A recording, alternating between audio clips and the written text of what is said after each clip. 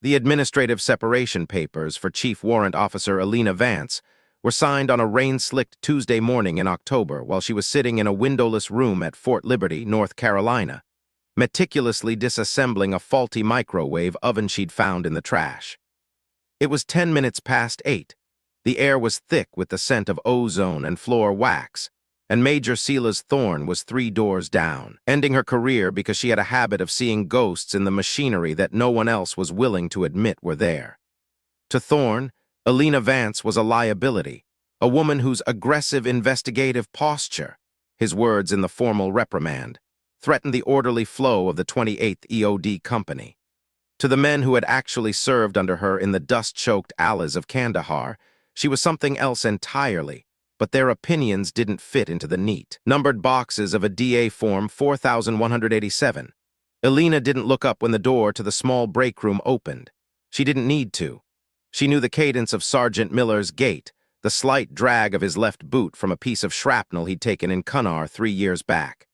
She kept her focus on the copper coil she was unwinding, her fingers moving with a precision that was less like a mechanic and more like a neurosurgeon. She was from Youngstown, Ohio, a place where you either learned how to fix what was broken or you watched the world rust out from under you. Her father had run a salvage yard on the edge of town, a sprawling labyrinth of twisted steel and heavy engines where Elena had spent her childhood learning the language of metal. She knew that every machine had a heartbeat, a specific frequency it hummed at when it was healthy and a discordant stutter when it was dying. "He signed them, Chief," Miller said. His voice was low, mourning. He didn't come all the way into the room. He stayed in the threshold, a man who had survived a dozen IEDs because of the woman sitting at that table and who now couldn't find the words to save her from a pen stroke. Elena didn't flinch. She just set the copper wire down. The silence in the room was heavy, the kind of silence that precedes a controlled detonation. She reached into her pocket and pulled out a small, deactivated blasting cap, its silver casing worn dull from years of her thumb rubbing against it. It was her anchor, the thing she touched when the world got too loud or too fast. "I know," she said. Her voice was level, stripped of the jagged edges of the anger she felt. "He was always going to sign them, Miller. Thorne likes clean lines. I'm a smudge on his ledger." "It's bullshit," Miller muttered, finally stepping into the room. He looked at the disassembled microwave. "You saved that kid's life on Range 19 last month. If you hadn't tackled that RSO, he would have stepped right on that pressure plate. The one the sweep team missed. The one Thorne said didn't exist." "Thorne said it was a statistical anomaly." Elena corrected him, her eyes tracking the way the fluorescent light flickered overhead. She noticed the pattern, 3 short pulses, 1 long. A ballast was failing. "He doesn't like it when the statistics don't line up with the manual, and I have a habit of making the manual look like a work of fiction." That was the core of it. Elena Vance didn't just find bombs, she felt the intent of the person who made them. It was a capability she kept hidden behind a wall of professional distance and technical jargon. She could look at a cluster of wires and see the shaky hand of a panicked amateur or the cold, rhythmic precision of a master craftsman. She could feel the pressure of a circuit, a physical sensation in her teeth that told her when a trigger was live before her sensors even chirped. In the military, they called it situational awareness. In her soul, Elena knew it was a curse. It meant she was never truly at rest. She was always listening for the click that hadn't happened yet. "Pack your gear, Chief," Miller said, his shoulders dropping. "The XO wants your ID card and your gate pass by 1300. He doesn't even have the balls to see you himself. He sent me." "He didn't send you because he was afraid, Miller," Elena said, finally looking up. Her eyes were a flat, hard gray, the color of the Atlantic before a storm. "He sent you because he knew you'd be the only one I wouldn't throw through a window." She stood up, and for a moment the two of them just stood there in the humid North Carolina morning. The base was waking up around them, the distant thump of mortars from the far ranges, the roar of a C-17 taking off from Pope Field, the rhythmic shouting of a platoon on a morning run. It was a symphony of American power, a world of iron and grit that Elena had belonged to since she was 18 years old. She had no home in Youngstown anymore. Her father was buried under a granite slab in a cemetery that smelled of coal smoke, and the salvage yard was a parking lot for a shopping center that was already half abandoned. The army was her skin, and Thorne was peeling it off. She walked out of the break room and down the linoleum hallway of the company headquarters. The walls were lined with framed photos of EOD technicians in their heavy green bomb suits, looking like astronauts on a hostile planet. Every one of them was a man. She passed the trophy case, the Team of the Year plaques she'd won, the commendations for valor under fire that she never talked about. She didn't look at them. She looked at the floor, noting the way the wax was peeling near the doorway of the commander's office. Major Silas Thorne was sitting behind his desk, his uniform so crisp it looked like it was made of cardboard. He was a West Point man, a legacy officer who viewed the world through the lens of career progression and risk mitigation. To Thorne, the EOD was a technical challenge to be managed, not a life to be lived. He looked up as Elena stopped in the doorway. He didn't invite her in. He didn't offer a chair. "Chief Vance," he said. His voice was clipped, the mid-Atlantic accent of a man who had spent his life in the right schools and the right circles. "I assume Sergeant Miller briefed you." "He gave me the news, Major," Elena said. She stood at a perfect, rigid attention. She would not give him the satisfaction of seeing her break. "Not now, not ever. I'll have my gear cleared out by the afternoon." Thorne leaned back, tapping a gold cross pen against his desk. "It didn't have to be this way, Vance. You're arguably the most talented technician I've ever had under my command, but you're uncontrollable. That stunt on Range 19, tackling a commissioned officer, screaming about a device that our most advanced sensors couldn't detect. It was the final straw. You're erratic. You see things that aren't there, and you act on them without authorization. In this business, that gets people killed." "I saved his life," Elena said. Her voice was a low, dangerous hum. The device was a low metallic signature carbon fiber housing with a non-conductive firing pin. The mine lab wouldn't have picked it up if you'd walked over it with a magnet the size of a Buick. I saw the way the pine needles were settled. I saw the depression in the soil that didn't match the surrounding erosion. I didn't see something that wasn't there. I saw something you were too blind to notice. Thorne's jaw tightened. And that right there is the problem. Your intuition isn't a substitute for protocol. We are a professional organization, not a psychic medium's parlor. You have a history of aggressive behavior toward superiors who question your findings. The Army needs soldiers, Vance, not cowboys. You're a liability to the safety of this unit." "I am the reason half this unit is still breathing," she said. "That's enough," Thorne snapped. He slid a folder across the desk. "Sign the acknowledgement of receipt. Turn in your credentials. You're barred from the cantonment area as of 1800. If I see you on this base again, you'll be escorted off by military police." Elena walked to the desk. She didn't look at the folder. She looked at Thorne. She looked at the way his pulse was jumping in his neck. He was afraid of her, not because she was violent, but because she was right. And in Thorne's world, being right out of turn was the only unforgivable sin. She picked up the pen, signed her name in a sharp, jagged scrawl, and dropped the pen on his desk. It made a hollow, rattling sound. "You're making a mistake, Major," she said quietly. "Something is happening. I've seen the reports coming in from the training areas, the duds, the misfires. There's a pattern you're missing because you're too busy looking at your OER. Someone is testing the fences. The pattern is a result of aging munitions and poor maintenance at the McAllister plant," Thorne said, his voice rising. "It's been investigated. It's been cleared. You are dismissed, Chief Vance. Get out of my office." Elena turned on her heel and walked out. She didn't look back. She walked to her locker in the changing room, the smell of heavy canvas and stale coffee clinging to her. She began to pack. It didn't take long. When your life is defined by the gear you carry, you learn to travel light. She folded her BDUs with obsessive care. She packed her personal toolkit, the one she'd built piece by piece, calibrated to her own hands. She took her dog tags off and held them for a moment, the cold metal biting into her palm. Then she put them in her pocket. As she walked toward the motor pool to get her truck, she saw the big box, the massive training area where the 82nd Airborne conducted its largest exercises. It was a wasteland of scrub pine and sandy soil, a place where men learned how to fight and die. In the distance, she could see the silhouette of the grandstands at the main parade field. They were setting up for All-American Week, the massive celebration that brought in generals, politicians, and thousands of civilians to watch the power of the American military on display. It was the crown jewel of the Fort Liberty calendar. And something about the way the wind was moving across the flats made the hair on the back of Elena's neck stand up. It was that feeling again, the vibration in her teeth. The world felt out of tune. She threw her duffel bag into the back of her beat-up Ford F-150 and sat in the driver's seat for a long time, the engine idling. She looked at her ID card, the one that labeled her as a chief warrant officer in the United States Army. She'd spent 15 years earning that card. She'd bled for it. She'd lost friends for it. And now it was just a piece of plastic that wouldn't even get her through the gate by sunset. She drove toward the main gate, passing the rows of identical barracks and the sprawling motor pools.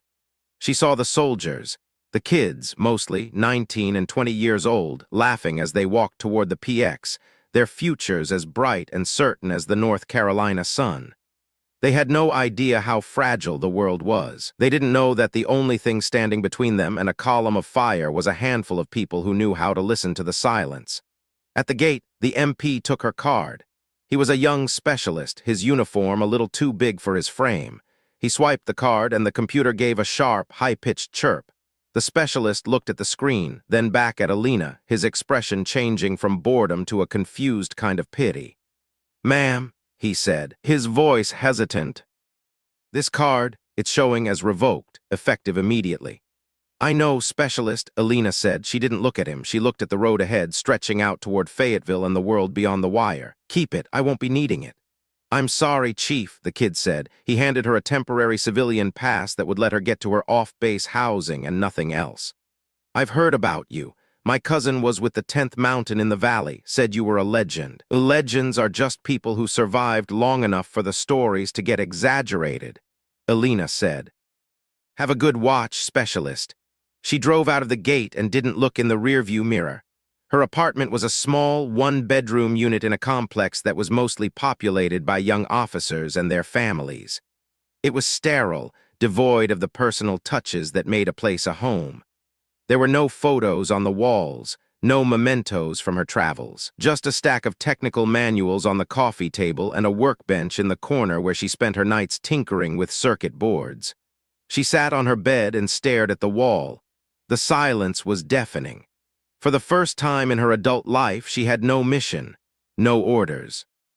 No reason to wake up at 0400. But the feeling wouldn't go away, the vibration, it was stronger now. She stood up and walked to her workbench, turning on the police scanner she kept there.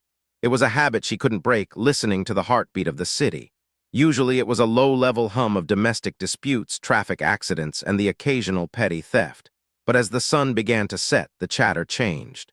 "All units be advised. We have a reported suspicious package at the Bragg Boulevard Transit Center. EOD is being requested." "Signal 4, I repeat, Signal 4. Elena leaned in. The transit center was just outside the base. It was a major hub for soldiers going on leave. Unit 404 responding. A voice came over the radio. Elena recognized the call sign. It was Miller's team. She closed her eyes and visualized the transit center. It was a high-traffic area, lots of concrete, lots of hiding spots. If someone wanted to make a statement, that was where they'd do it. She waited, her heart hammering a slow, rhythmic beat against her ribs. 10 minutes passed. 20. "Dispatch, this is 404. Package is clear. It was a discarded backpack with some old electronics, recovering for disposal. We're returning to base." Elena frowned. A discarded backpack. It was the third one this week. Thorne would call it a coincidence. He'd say it was just more evidence of the general public being jittery. But Elena knew better. In Youngstown, when the scrap dealers wanted to see if the yard dogs were sleeping, they'd toss a handful of gravel at the fence. They wouldn't try to break in, not yet. They'd just wait to see how long it took for the dogs to bark. She opened her laptop and pulled up a private server she'd been building for months. It was a data mining tool, something she'd hacked together using open-source intelligence and the backdoors she'd found in the Army's own logistics network. She'd been tracking the duds for 6 months. She'd mapped every misfire on the ranges, every suspicious package report, every procedural error in the munitions logs. When she overlaid the map of the incidents with the schedule for All-American Week, the vibration in her teeth became a sharp, localized pain. The incidents weren't random. They were a perimeter. Each dud was placed at a specific distance from the main parade field. Each suspicious package was a test of the response time for the EOD teams, and the response times were getting slower because Thorne was cutting their budget and because he was firing the aggressive technicians who insisted on full sweeps. She looked at the most recent incident, the backpack at the transit center. It was exactly 4 miles from the VIP grandstands. She leaned back, the blue light of the laptop screen reflecting in her eyes. She wasn't a soldier anymore. She was a civilian in a town that didn't know her name. She could walk away. She could go back to Ohio, find a job at a garage, and spend the rest of her life fixing carburetors and watching the sun go down over the Rust Belt. She could let Thorne and his clean lines deal with the mess he'd created. But then she thought about Miller. She thought about the kid at the gate. She thought about the 5,000 people who would be sitting in those grandstands on Saturday, watching the paratroopers drop from the sky, unaware that the ground beneath them might be breathing. Elena Vance didn't beg. She didn't perform her pain, and she didn't need a piece of plastic to tell her what her mission was. She reached for her phone. She dialed a number she hadn't called in 3 years. It was a burner phone, a number that belonged to a man named Elias Reed. He was a retired master sergeant, a guy who had taught her everything she knew about the black art of IED forensics before a pressure plate in Helmand took both of his legs. He lived in a small cabin outside of Southern Pines, surrounded by dogs and ghosts. "Vance," the voice on the other end said. It was gravelly, the sound of a man who smoked too much and slept too little. "I heard you got the boot today. Thorne finally grow a pair of balls, or did you finally punch him in the mouth?" "He signed the papers this morning, Elias," Elena said. She was already standing up, her hands moving over her workbench, grabbing the tools she'd need. "But that's not why I'm calling." "I know why you're calling," Reed said. There was a pause, the sound of a match striking. "You've been watching the map. You've been hearing the hum." "It's not a hum anymore, Elias. It's a countdown." The transit center was the last marker. They finished the perimeter. "Thorne won't listen to you, Elena. You're a ghost now." A disgruntled former employee. "You try to go back in there, they'll put you in a cage." "I don't need Thorne to listen," she said, her voice turning cold and precise. "I need to know what you've heard from your contacts in the supply chain. Someone is leaking high-grade components, not the junk the insurgents use. This is stay-tactor stuff. RDX-based plastic explosives with stabilized detonators. The kind of stuff that doesn't go off by accident." "There's been some chatter," Reed said, his voice dropping an octave. "A shipment of blasting caps went missing from the McAllister plant 2 months ago. They logged it as a clerical error. But my guy in logistics says the crates were empty when they arrived at Liberty." "Someone intercepted them." "How many?" 400. Elena felt the air leave her lungs. 400 blasting caps. That wasn't a bomb, that was a campaign. "Where are they, Elias?" "I don't know, but if you're right, if they're testing the fences, then the big one isn't going to be a backpack. It's going to be something they've already moved into place, something that's been sitting there in plain sight waiting for the right signal." Elena looked at the clock. It was 20:00. All-American Week started in 48 hours. "I need you to get me something," she said.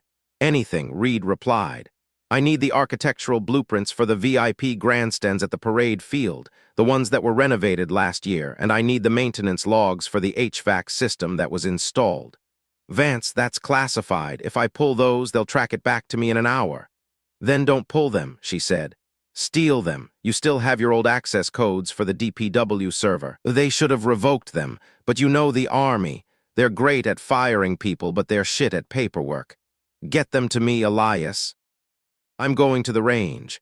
"The range? Vance, you're barred from the base." "I know a way, and that doesn't involve a gate," she said. She hung up the phone and grabbed her jacket. She felt the weight of the blasting cap in her pocket. The aggressive woman that Major Thorne had fired was gone. What was left was the technician who knew how to find the break in the circuit.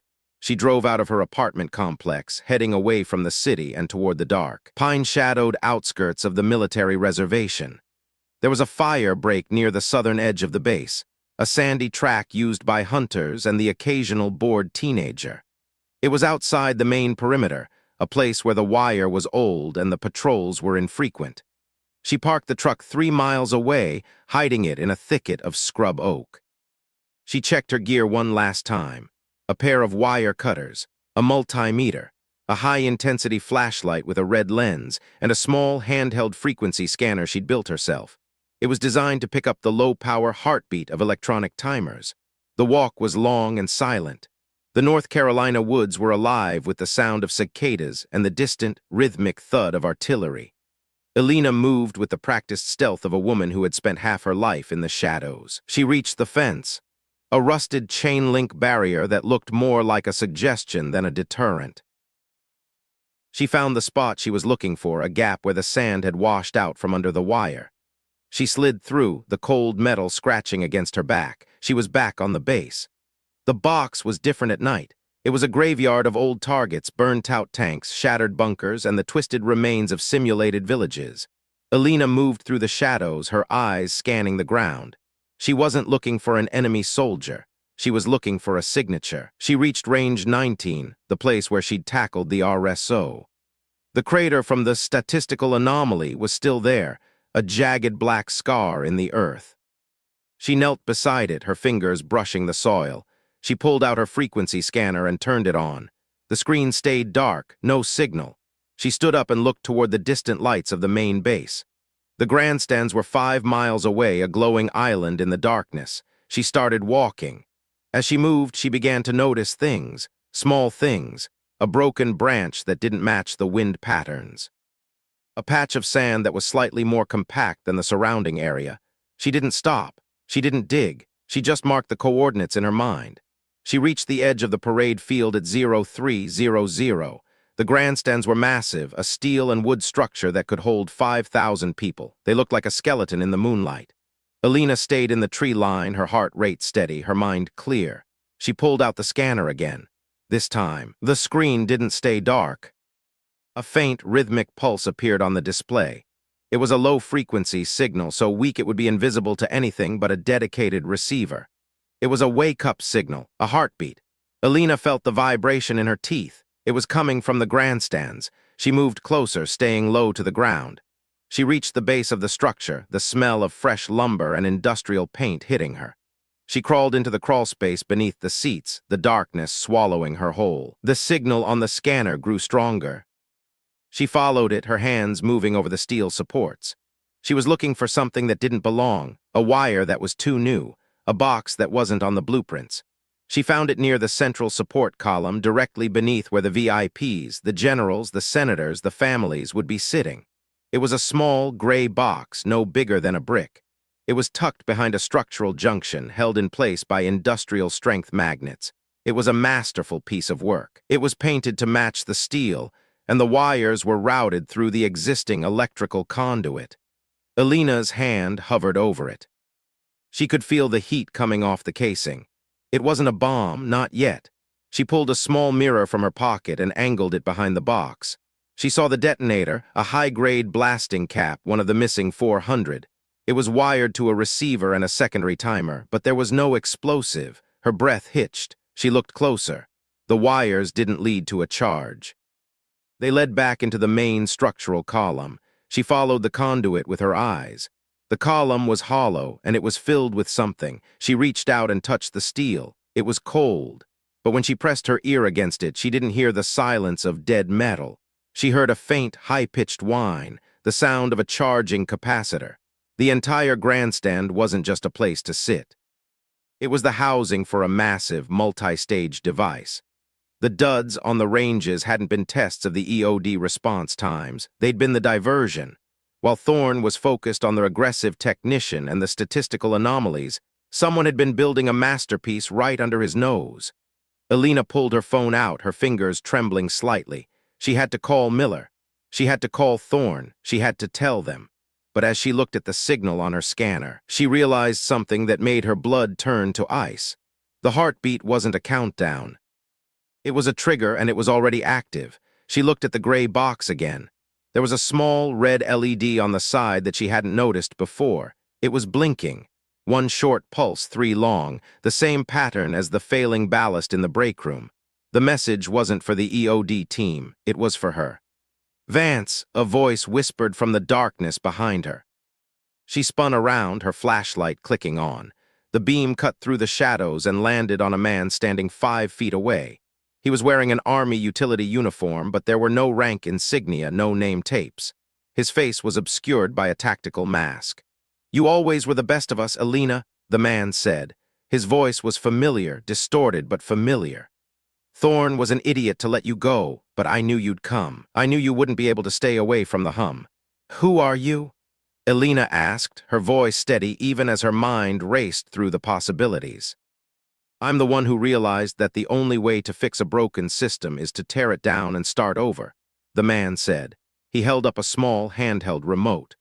"The grandstands are wired into the main power grid. When the ceremony starts, when the VIPs are all in their seats, I'm going to send the final signal.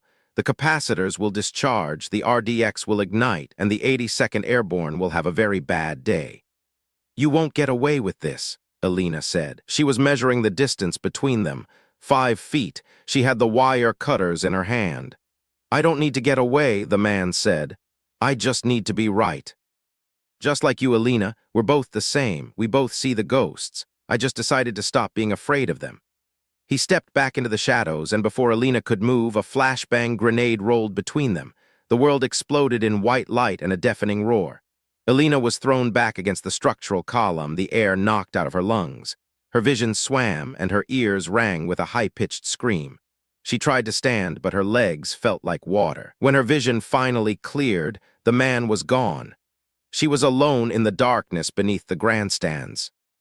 And the red LED on the gray box was no longer blinking. It was a solid, steady red. The final phase had begun. Elena Vance sat on the cold, sandy ground, her chest heaving. She had no ID card. She had no backup.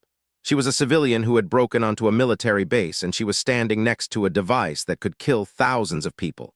She looked at the gray box. She looked at the wire cutters in her hand. She thought about Major Thorne. She thought about his clean lines and his protocols, and then she thought about the 400 blasting caps. This was only one. There were 399 more out there. She reached into her pocket and pulled out her silver blasting cap. She rubbed it with her thumb, the familiar texture grounding her. The aggressive woman wasn't going to call for help. She wasn't going to wait for authorization. She was going to do what she was born to do. She leaned forward, her fingers reaching for the first wire. The vibration in her teeth was so strong now it felt like her jaw was going to shatter. But her hands were as steady as the Ohio bedrock. "Okay," she whispered to the darkness. "Let's see how you're put together." But as she touched the wire, her scanner let out a new sound, a different frequency. It wasn't coming from the box. It was coming from her truck 3 miles away. Someone had just activated a secondary device in her vehicle. The trap wasn't just for the grandstands. It was for her. She froze, her heart stopping in her chest. If she stayed to disarm the grandstands, her truck would explode, and the authorities would find her disgruntled employee fingerprints all over the scene. She'd be the one blamed for the entire thing. The aggressive technician who finally snapped. If she ran to save herself, the grandstands would go up on Saturday, and she'd spend the rest of her life knowing she could have stopped it. Elena Vance looked at the wire. She looked at the red light. And then, for the first time in 15 years, she smiled. It was a cold, hard Youngstown smile. "Nice try," she said. She cut the wire. The red light didn't go out. It turned green. And then from the distant main base, the sirens began to wail, not the sirens for a fire or an accident, the sirens for a base-wide lockdown. Major Thorne hadn't realized the bomb was there, but he had realized that Elena Vance was back on the base. She was now the most hunted woman in North Carolina, and she was the only person who knew that the green light didn't mean safe. It meant the big one was no longer under the grandstands. It was moving. Elena scrambled out from under the structure, her mind racing. The man in the mask hadn't been there to stop her. He'd been there to distract her. The gray box was a decoy, a sophisticated high-tech decoy designed to keep the best EOD tech in the world occupied while the real threat was positioned somewhere else. She stood on the edge of the parade field, the wind whipping her hair across her face. The base was coming alive with lights. Humvees were racing toward the perimeter. Searchlights were cutting through the night. She looked at the grandstands. She looked at the motor pool, and then she looked at the massive C-17 sitting on the tarmac at Pope Field, the one being loaded with the ceremonial equipment for the paratrooper drop. The vibration in her teeth was so intense she could almost taste the copper. The bomb wasn't on the ground. It was going to be in the air. She started to run, not toward the gate, not toward her truck. She ran toward the heart of the storm, toward the one place where Major Thorne's protocols couldn't reach her. She had 48 hours to find the other 399 blasting caps. And she was going to have to do it while the entire United States Army was trying to arrest her. The orders that had ended her career were still sitting on Thorne's desk. But the story of Chief Warrant Officer Elena Vance was just beginning. And by the time the sun came up on Saturday, the world would know that sometimes being aggressive was the only thing that kept the darkness at bay. She reached the perimeter fence of the airfield, the sound of the jet engines drowning out the sirens. She didn't look back. She didn't hesitate. She climbed the wire, her hands bleeding, her eyes fixed on the massive silhouette of the aircraft. She was Elena Vance. She found the things that weren't supposed to be there. And she was just getting started. The chain-link fence at the edge of Pope Field bit into Elena's palms, the cold zinc tasting like pennies in the humid night air as she hauled herself over the top. She hit the tarmac on the other side with a muffled thud, rolling into the tall, unkempt grass that buffered the runway from the perimeter road. The smell of JP-8 aviation fuel was a thick, oily weight in her lungs, a scent she had associated with the beginning of every mission she'd ever pulled. But this time, there was no manifest, no pre-flight briefing, and no team. There was only the vibration in her molars, a high-frequency scream that told her the aircraft sitting 500 yards away wasn't just a transport. It was a ticking clock. She stayed low, the grass scratching against her neck as she watched the security detail. A pair of Humvees with blue and red lights flashing moved slowly down the main taxiway, their spotlights sweeping the hangars. Major Thorne had wasted no time. The aggressive investigative posture he'd cited in her dismissal had now been reclassified as domestic sabotage in the eyes of the base's provost marshal. She was no longer a soldier, she was a target. Elena reached into her pocket and gripped the silver blasting cap. The metal was warm now, pulsed by her own body heat. She needed to think like the man in the mask. He'd called her the best of us. That meant EOD. That meant someone who had sat in the same classrooms at Eglin Air Force Base, someone who had felt the same sweat-slicked tension of a long-wire shot in the middle of a desert. He knew her rhythm, which meant he knew exactly how she would react to the decoy under the grandstands. He had counted on her finding it. He had counted on her staying to disarm it. The decoy hadn't been meant to kill her. It had been meant to pin her. She looked toward the C-17 Globemaster Roman III, its massive tail looming like a monument against the dark sky. It was tail number 4412, a workhorse assigned to the 43rd Airlift Wing. The cargo ramp was down, a cavernous yellow mouth spilling light onto the concrete. Airmen were moving pallets of gear, mostly heavy-drop platforms for the 82ND's demonstration jump. On Saturday, those platforms would be sucked out of the back of the plane at 1,200 feet, followed by 400 paratroopers in a display of vertical verticality for the visiting dignitaries. The vibration in her teeth shifted. It wasn't the plane itself. It was the cargo. She pulled out her handheld scanner, the screen cracked from her fall over the fence. The pulse was there, but it was different now. It wasn't the slow, rhythmic heartbeat of a wake-up signal. It was a rapid, syncopated stutter, a proximity trigger, or a synchronization loop. Her phone vibrated in her pocket. She didn't answer it. She knew it would be Miller or perhaps Thorne's office trying to triangulate her position. Instead, she opened a secure messaging app and typed a single line to Elias Reed. Asterisk check the manifests for tail 4412. Specifically the T-11 parachute batches. Now, asterisk, she didn't wait for a reply. She began to move toward the hangar, a shadow among shadows. She used the hulking shapes of the fuel trucks for cover, her movements precise and economical. She wasn't running. Running drew the eye. She was drifting, moving at the exact speed of the shadows cast by the rotating beacons of the control tower. As she reached the shadow of the C-17's left wing, she saw him. Sergeant Miller was standing near the landing gear, his hands in his pockets, looking not at the plane, but at the perimeter fence she had just climbed. He looked smaller than he had in the break room, his shoulders slumped under the weight of a decision he hadn't yet made. Elena didn't whistle. She didn't call his name. She waited until he turned his head, then she stepped 3 inches out of the darkness and back in. Miller froze. He didn't reach for his sidearm. He didn't shout. He took a slow, deliberate breath and walked toward the wing, stopping near a stack of nitrogen canisters. "They found your truck, Chief," Miller said, his voice barely a whisper, lost in the whine of the aircraft's auxiliary power unit. "Found it on the fire break. It's a crime scene now." There was a secondary device in the toolbox, RDX-based. "They are saying you were building it when it went off prematurely." "I wasn't in the truck, Miller," Elena said. She stayed in the dark, her voice a ghost in the machinery. "The device in the truck was a signature match for the one under the grandstands. It was meant to be found. It was meant to be me. Thorne has the MPs out in force. He's authorized necessary force to apprehend. He thinks you've lost your mind, Vance. He's telling everyone you're a clear and present danger to the mission." "The mission is already compromised," she said. "The grandstands were a feint. The man who put them there, he's one of us, Miller. He knew exactly what frequency I'd be scanning for. He wanted me occupied while the real work was being finished."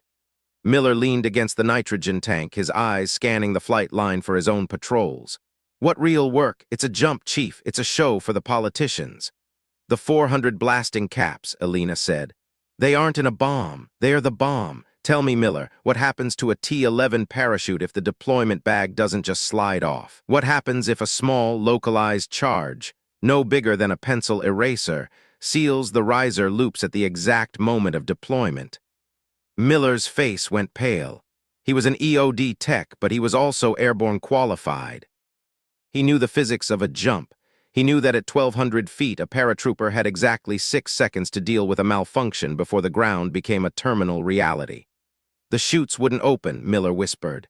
They'd lawn dart, 400 of them." "It's the perfect crime," Elena said, her voice hard.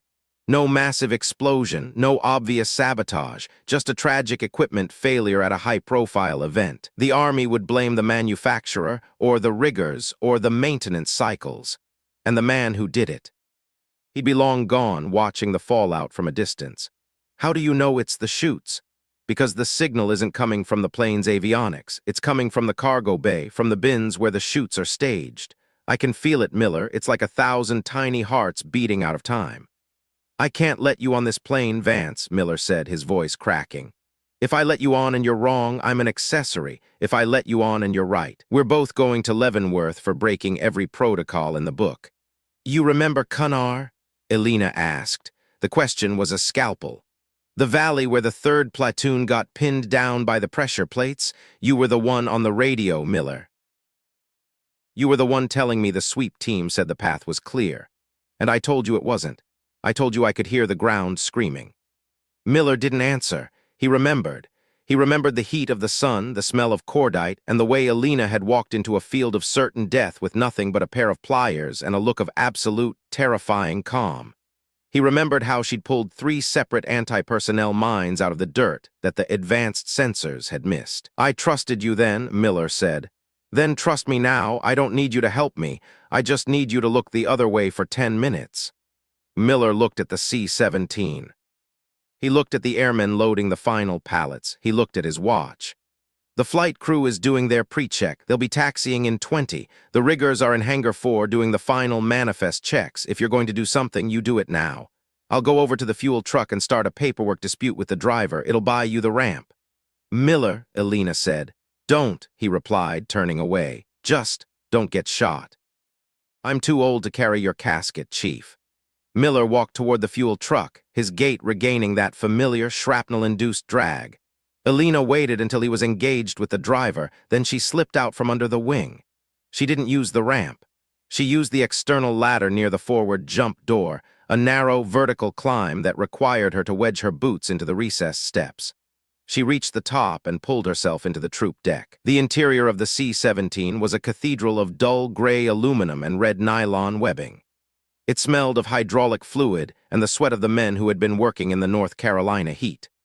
The cargo bay was stacked with the heavy drop platforms, but in the center, secured by tie-down straps, were the paratrooper bins, 4 massive containers filled with the T-11 parachutes, each one carefully packed and inspected by the riggers at the 11th Quartermaster Company. Elena knelt beside the first bin.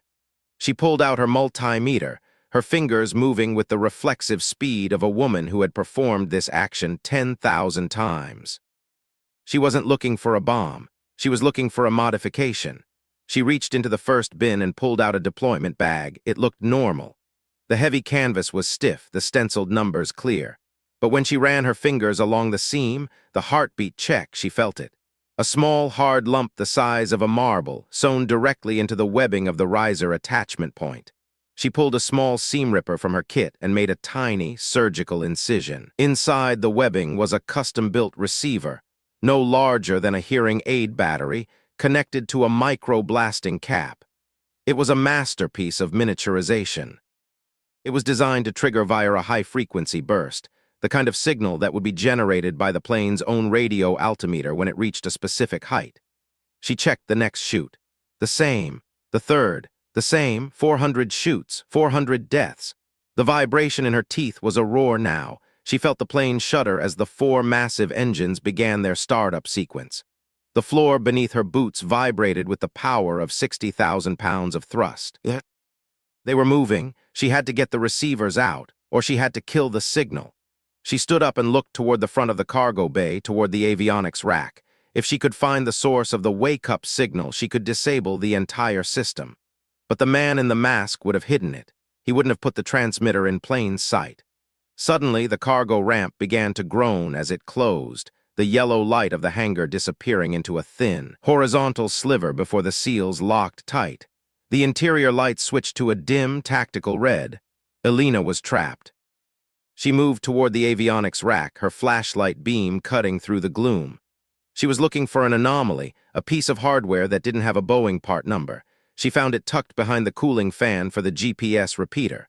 A small black box with a whip antenna tapped directly into the plane's power bus. She reached for it, her wire cutters ready. "I wouldn't do that, Chief," a voice said over the intercom system. The voice didn't come from the cockpit. It came from the cargo bay's internal speakers. It was the same distorted voice from the grandstands. "The box is booby-trapped with a mercury switch, Elena. You cut the power, and the signal goes out immediately."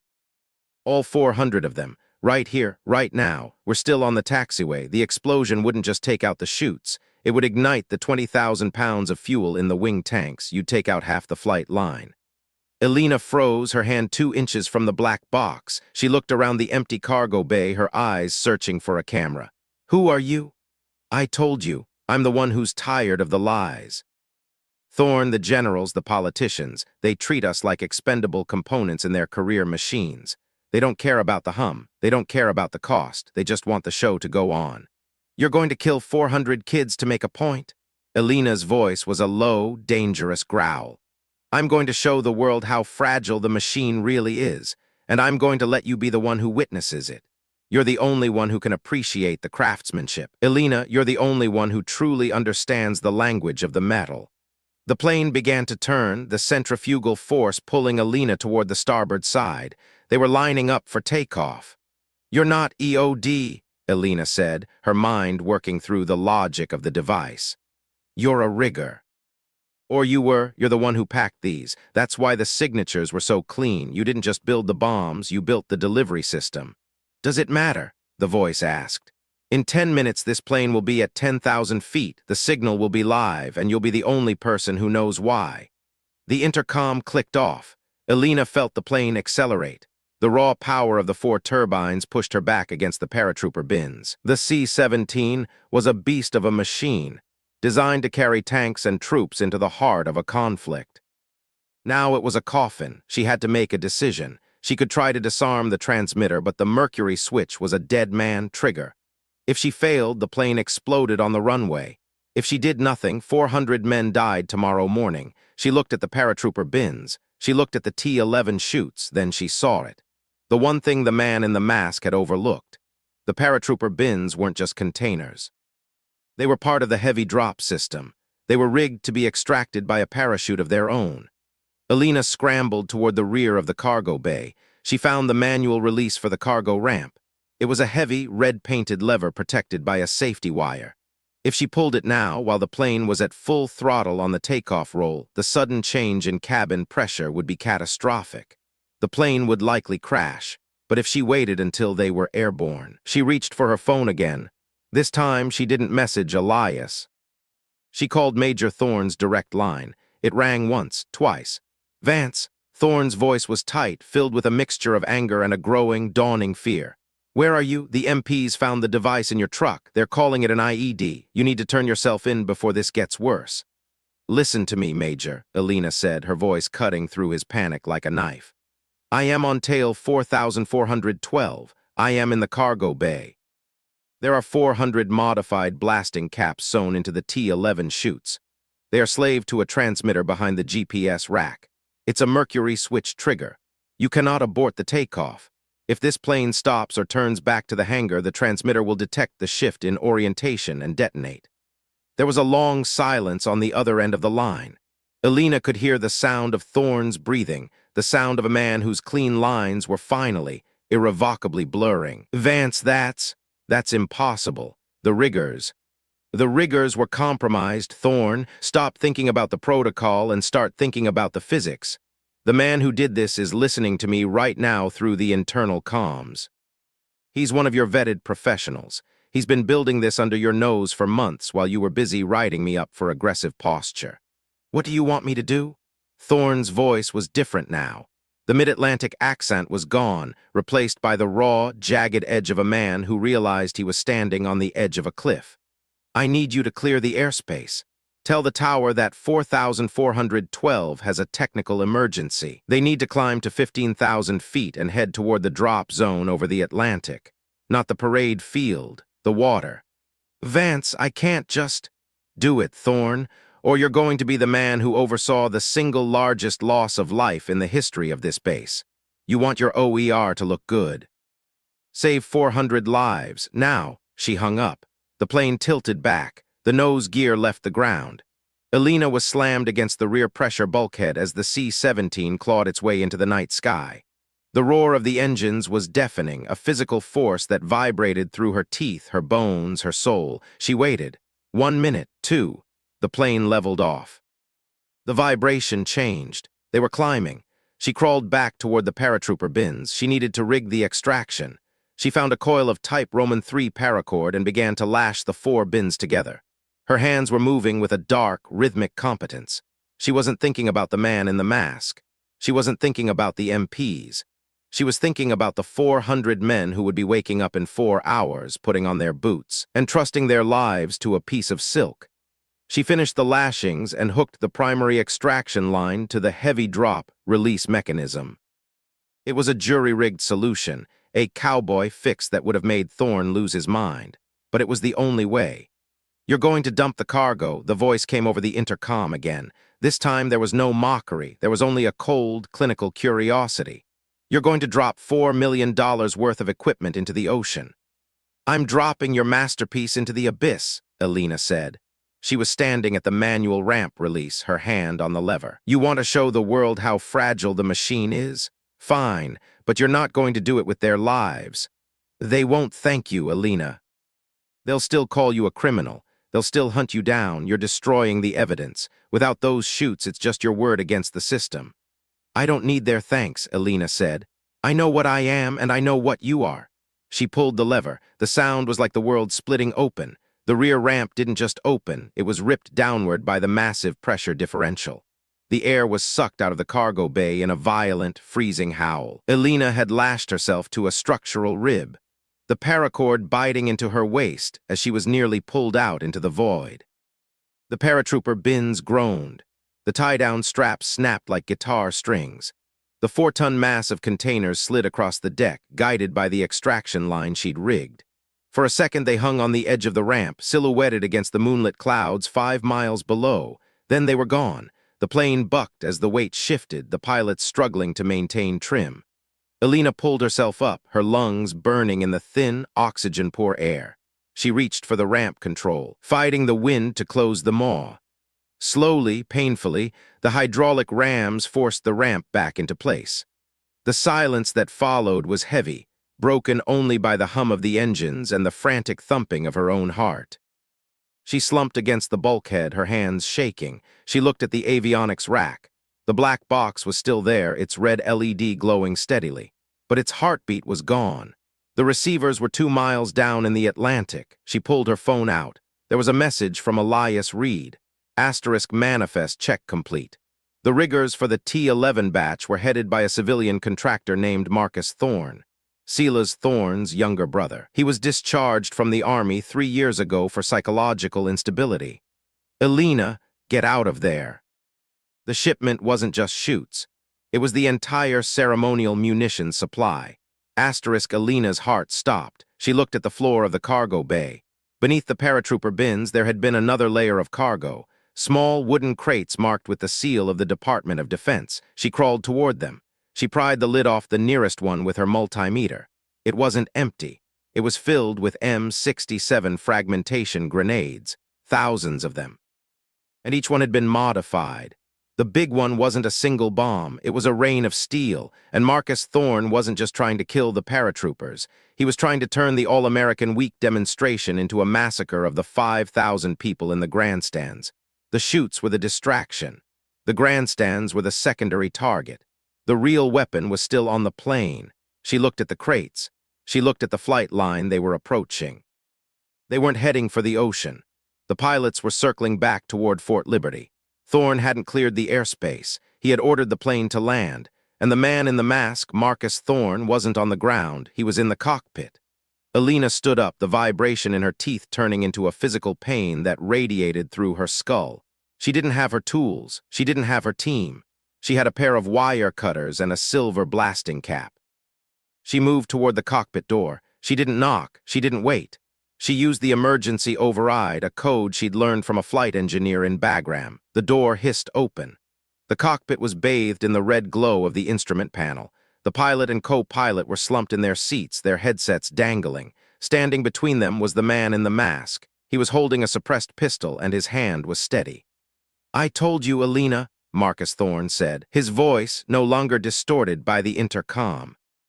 "I knew you'd come. I counted on it." "You killed them," Elena said, looking at the pilots. "Just sedated for now. I need them alive to land the plane, or rather to guide it. The autopilot is slave to the GPS repeater, the same one you were so interested in." He pointed the pistol at her chest. "You dumped the chutes. That was a nice touch." "Very dramatic, but the grenades, they're wired to the same altimeter, Elena. When we hit 500 feet on the approach, the cargo bay ramp will open automatically, and the 82nd Airborne will get to see what a real airburst looks like." "Your brother won't let you do this," Elena said, her voice a low, steady hum. She was watching his eyes. She was watching the way his finger rested on the trigger. "My brother is a coward who cares more about his pension than his blood. He's the one who gave me the access codes. He's the one who told me which hangar to use." He didn't know the details, of course. He's too stupid for details. He just wanted a problem he could solve to look like a hero. "I'm just giving him a bigger problem than he can handle." The plane began its descent. Elena could see the lights of Fort Liberty in the distance, the sprawling base, the parade field, the thousands of people waiting for a show. "You're not going to land this plane, Marcus," Elena said. "And how are you going to stop me? You're a disgruntled civilian. You're a saboteur. If you kill me, the plane crashes into the barracks. If you don't, the grenades do the work. Either way, the machine breaks." Elena looked at the silver blasting cap in her hand. She thought about the salvage yard in Youngstown. She thought about the heartbeat of the machines. She thought about the weight of the air at 1,200 feet. "You're right, Marcus," she said. "The machine is fragile, but it's not because of the people like you. It's because of the people like me, the ones who know exactly where the break is." She didn't lung for the gun. She didn't try to take the controls. She reached for the fire suppression handle on the center console, the one that dumped halon gas into the engine nacelles. "If I pull this, we lose all 4 engines," she said. "We become a 100-ton glider. We won't make the parade field. We'll ditch in the pines 5 miles short. The grenades won't arm because we'll never hit the trigger altitude." "You'll die," Marcus said, his voice wavering for the first time. "I've been dead since Tuesday morning," Elena said. "But you're going to have to explain to your brother why his clean lines are covered in your blood." She gripped the handle. The vibration in her teeth was a scream now, a chorus of 400 ghosts and 1,000 more waiting to be born. "Don't do it, Vance," Marcus whispered. "Watch me," she said. She pulled the handle. The silence that followed was the most terrifying sound Elena had ever heard. The four massive engines, the heartbeat of the beast, simply stopped. The whine of the turbines faded into a ghostly whistle as the C-17 began its final, unpowered glide. The cockpit went dark, the emergency lights flickering on. Marcus Thorne looked at the instruments. He looked at the black void of the North Carolina woods rushing up to meet them. Then he looked at Elena. "You're insane," he said. "I'm out," she replied. "We don't do sane, we do done." She braced herself against the bulkhead as the plane tilted forward. The wind was the only sound now, a rushing, mournful cry against the fuselage. Elena closed her eyes and felt the vibration. The machine was dying, but for the first time in years, the hum was perfectly, beautifully in tune. The plane hit the tops of the pines with a sound like 1,000 dry bones snapping. Elena was thrown forward, the world dissolving into a chaos of green needles, shattering glass, and the smell of ancient, scorched earth. When the movement finally stopped, there was only the sound of the wind and the ticking of cooling metal. Elena opened her eyes. The cockpit was crushed, the nose of the plane buried in the soft, sandy soil of the impact zone. Marcus Thorne was slumped over the console, his mask gone, his face a mask of blood. He wasn't moving. Elena unbuckled her improvised harness. Her ribs were screaming and her left arm was numb, but she was alive. She crawled out of the wreckage, the cool night air hitting her face like a benediction. She stood in the middle of a swath of broken trees, the massive C-17 behind her like a fallen whale. In the distance, she could see the lights of the base, the sirens getting louder. They were coming for her. She reached into her pocket and pulled out the silver blasting cap. It was crushed, the metal twisted and useless. She looked at it for a moment, then dropped it into the dirt. She didn't run. She didn't hide. She sat down on a fallen log and waited for the flashlights to find her. But as the first Humvee rounded the bend in the fire break, Elena's phone buzzed in her pocket. It was a message from an unknown number. Asterisk, the other 399 are still live, Elena, and Saturday is a long way off. Asterisk, the vibration in her teeth started again. A new frequency, a new heartbeat. And this one was coming from the base itself. Elena Vance stood up, her jaw tightening. The cost was already high, but the mission wasn't over. It was just changing shape. She watched the MPs spill out of the trucks, their weapons leveled at her. She saw Major Thorne stepping out of the lead vehicle, his face a mask of pure, unadulterated terror. Elena didn't say a word. She just pointed toward the base. "He's not here, Silas," she said, her voice a low, dangerous hum. "And you're still missing the pattern. The cliffhanger wasn't the crash. It wasn't the arrest. It was the fact that the man in the cockpit hadn't been Marcus Thorne. It was the realization that the best of us was still out there and he hadn't even started his real masterpiece yet." Elena Vance was taken into custody, the cold steel of the handcuffs biting into her wrists. But as they drove her toward the stockade, she didn't look at the MPs. She looked at the shadows in the hangars, her ears tuned to the one sound no one else could hear, the sound of the world getting ready to scream. The copper taste of her own blood was the only thing keeping Elena Vance awake as the MP transport hit a pothole on Longstreet Woods Road, sending a jolt of white-hot fire through her shattered collarbone. She was slumped against the cold, corrugated steel wall of the Humvee's troop compartment, her wrists cinched behind her back with heavy-duty plastic flex cuffs that had already gone past the point of numbing her hands and into the realm of deep, throbbing nerve damage. Outside the small, reinforced slit of the rear door, the towering loblolly pines of Fort Liberty blurred into a jagged, dark wall against the pre-dawn sky. But inside the vehicle, the world was reduced to the smell of unwashed sweat, floor mat rubber, and the sharp, metallic tang of the rifle oil on the MP's M4.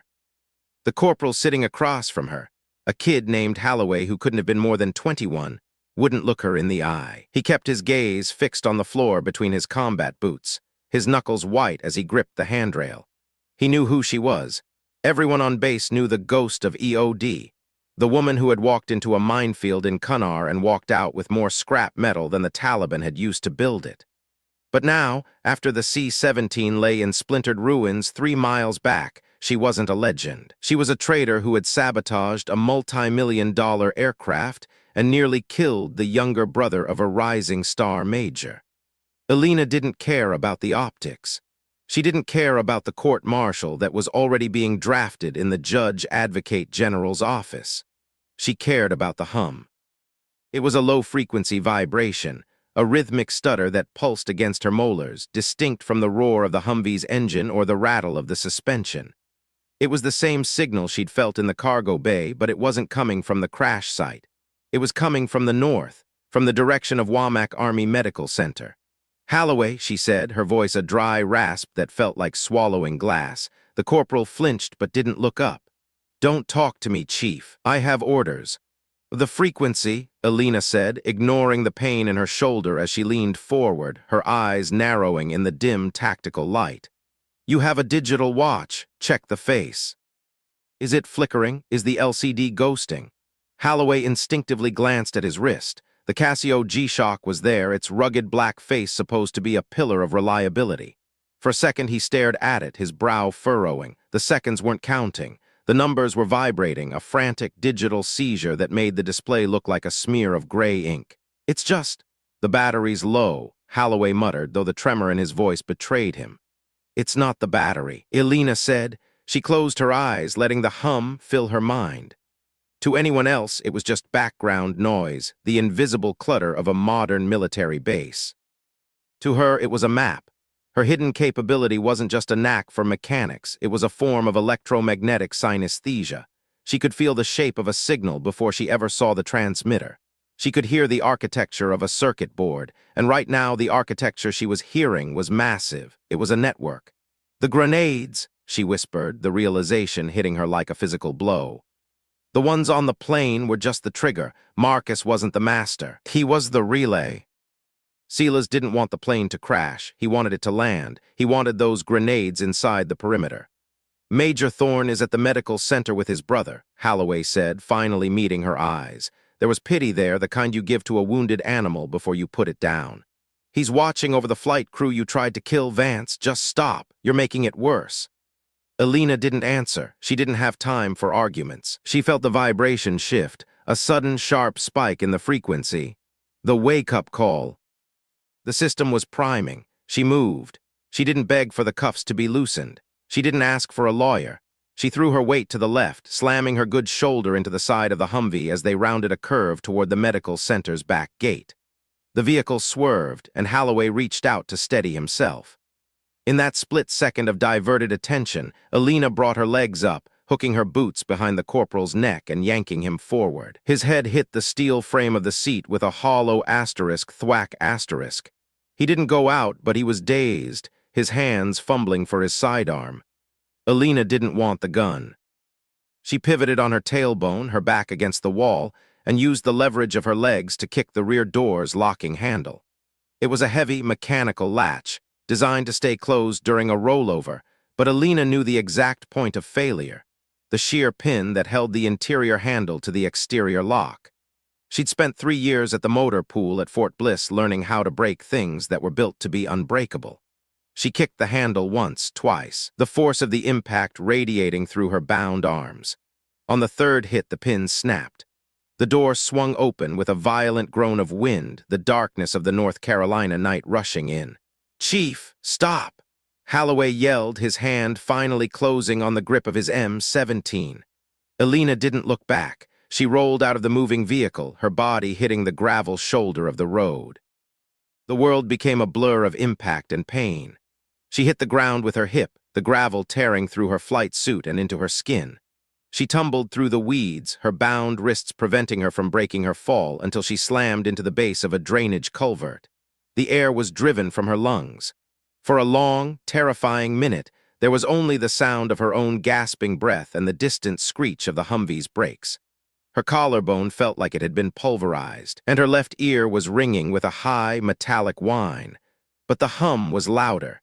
It was coming from the medical center, less than half a mile away through the woods. She scrambled to her feet, her vision swimming. The MP Humvee was backing up, its red and blue lights reflecting off the pine needles. She could hear Holloway shouting into his radio, calling for backup, calling for a fugitive in the wire. She ran. She didn't run like a woman who was afraid. She ran like a woman who was on a timer. She dove into the thicket of scrub oaks and loblolly pines, the branches clawing at her face. Every step was a fresh agony, her shoulder joint grinding with every jar of her boots. She ignored it. She narrowed her world down to the frequency. It was a 400 megahertz pulse, a standard military band, but it was being manipulated, layered with a digital signature that felt like a jagged saw blade against her mind. She reached the perimeter fence of the medical center. It was 10 feet of chain link topped with concertina wire. Under normal circumstances, she would have looked for a gate or a weak point. But she didn't have minutes. She had seconds. She found a concrete utility box near the base of the fence, the power feed for the perimeter lighting.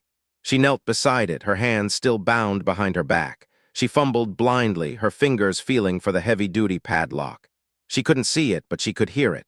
She could feel the tumblers inside the lock vibrating in sympathy with the hum. She leaned her back against the box, her fingers working with a dark, frantic competence. She didn't need a key. She needed resonance. She pressed the silver blasting cap, the one she'd kept, the one Marcus had missed, against the lock body. It was a tiny piece of metal, but she knew the frequency of the pulse. She began to hum, a low, guttural vibration that matched the pulse in her teeth. The lock didn't pop. It vibrated until the internal pin, already stressed by the interference, sheared off. The box door swung open. Elena reached inside, the smell of ozone and old grease filling her nose. As she found the main breaker for the fence lights, she didn't flip it. She ripped the copper bus bar straight out of the housing, the sparks showering her hair and the smell of burnt hair filling the air. The short circuit didn't just kill the lights. It created a momentary electromagnetic surge that fried the sensors on the nearest security camera. She hauled herself over the fence, the concertina wire snagging her flight suit, tearing a deep furrow into her thigh. She didn't feel it until she hit the pavement on the other side, the blood warm and slick against her skin. She was on the grounds of Womack. The massive brick-and-glass complex loomed over her, a temple of healing that was currently housing a dozen modified fragmentation grenades. The vibration was coming from the HVAC intake, the massive industrial vents that fed air into the surgical suites and the recovery wards. She moved toward the service entrance, her shadow long and distorted under the emergency floodlights. She was a ghost now, a bloody, limping specter in a torn flight suit, but her mind was as sharp as a scalpel. She knew how Silas worked. He was a man of hierarchies. He would have placed the devices in a way that maximized operational impact while maintaining deniability. He wouldn't have put them in the patient's rooms. He would have put them in the life support infrastructure. If the oxygen lines blew, the entire wing would become a fuel-air explosive. She reached the service door and found it locked with a magnetic card reader. She didn't have a card. She didn't have tools. She leaned her head against the reader, closing her eyes. She felt the data stream. It was a simple encrypted loop, a series of pulses that told the door it was okay to open. She didn't try to hack it. She tried to mimic it. She pressed her thumb against the reader's sensor, her heart rate slowing as she focused everything on the vibration in her hand. She pulsed her thumb against the plastic, a rhythmic staccato beat that mirrored the encryption's timing. Asterisk click. Asterisk the door unlocked. She slipped inside, the cold, antiseptic air of the hospital hitting her like a wall. It smelled of floor wax and latex and the quiet, desperate hope of the sick. It was a silence that felt heavy, a silence she was about to shatter. She was in the basement, a maze of steam pipes and electrical conduits. The hum was a roar here, a physical weight that made her stomach churn. She followed it past the laundry chutes, past the morgue, toward the central oxygen manifold. She turned the corner and stopped. The manifold was a wall of copper pipes and brass valves, the lifeblood of the hospital.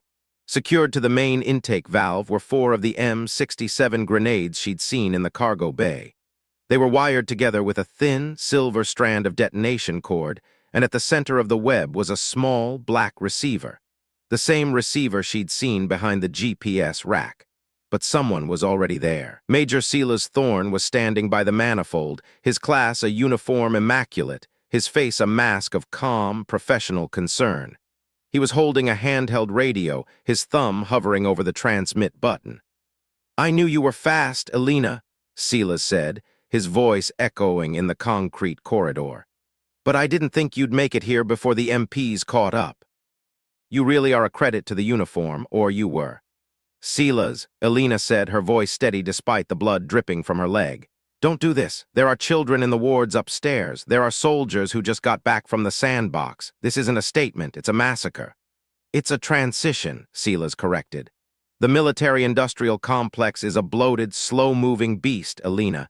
It needs a shock to the system. It needs a tragedy so profound that the old guard is swept away and a new, more efficient leadership is brought in. I'm just the catalyst. You're a murderer, she said. I'm a visionary. Marcus was the poet. He wanted the spectacle. I'm the engineer. I want the results. When this wing goes up, the investigation will find your DNA all over the crash site. They'll find your unauthorized entry here. They'll see a disgruntled, broken woman who couldn't handle the pressure and decided to take the world with her. He looked at the grenades. The signal is slaved to the base's emergency broadcast system. When the sirens go off for the morning colors, the frequency will shift. The grenades will prime, and I'll be in the command center leading the rescue effort. You're missing one thing, Elena said. She took a step forward, her shadow falling across the manifold. And what's that? You think you understand the language of the machines, but you only know how to read the manual. I know how to hear the heart. Elena didn't lung for him. She didn't try to wrestle the radio away. She dropped to her knees in front of the manifold, her bound hands hidden behind her back. What are you doing? Silas asked, his voice sharpening with a flicker of genuine fear. Elena didn't answer. She leaned her forehead against the main oxygen pipe. The copper was freezing, the liquid oxygen inside flowing at a temperature that could flash freeze a human limb in seconds. She could feel the vibration of the receiver, the tiny digital clock ticking down toward the morning colors. She had 6 minutes. She began to move her wrists. It was a slow, agonizing process. She wasn't trying to break the flex cuffs. They were rated for 400 pounds of tension. She was trying to relocate her own thumb. She'd done it once before, in a hole in the ground outside Marja, to get her hand into a narrow gap in a pressure plate. The pain was a white, blinding flare that made her vision go black for a second, but she didn't scream. She didn't even grunt. She felt the joint pop, the bone sliding out of the socket. Her hand went limp, the thumb tucked into the palm.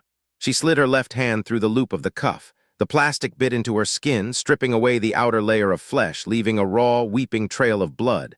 But she was free. She brought her hands around to the front, her left hand hanging at a grotesque angle, the thumb useless and swollen. She didn't look at it. She looked at the grenades. "Stay back, Vance," Silas shouted, leveling a Glock 17 at her head. "I'll kill you right now. I'll tell them I caught you in the act." "Then do it," Elena said, her voice a low, terrifying growl. "But if you shoot me, the vibration of the round hitting the pipe will trigger that receiver. You're standing 3 feet from a fuel-air bomb, Silas. You want to be a hero, then die like one."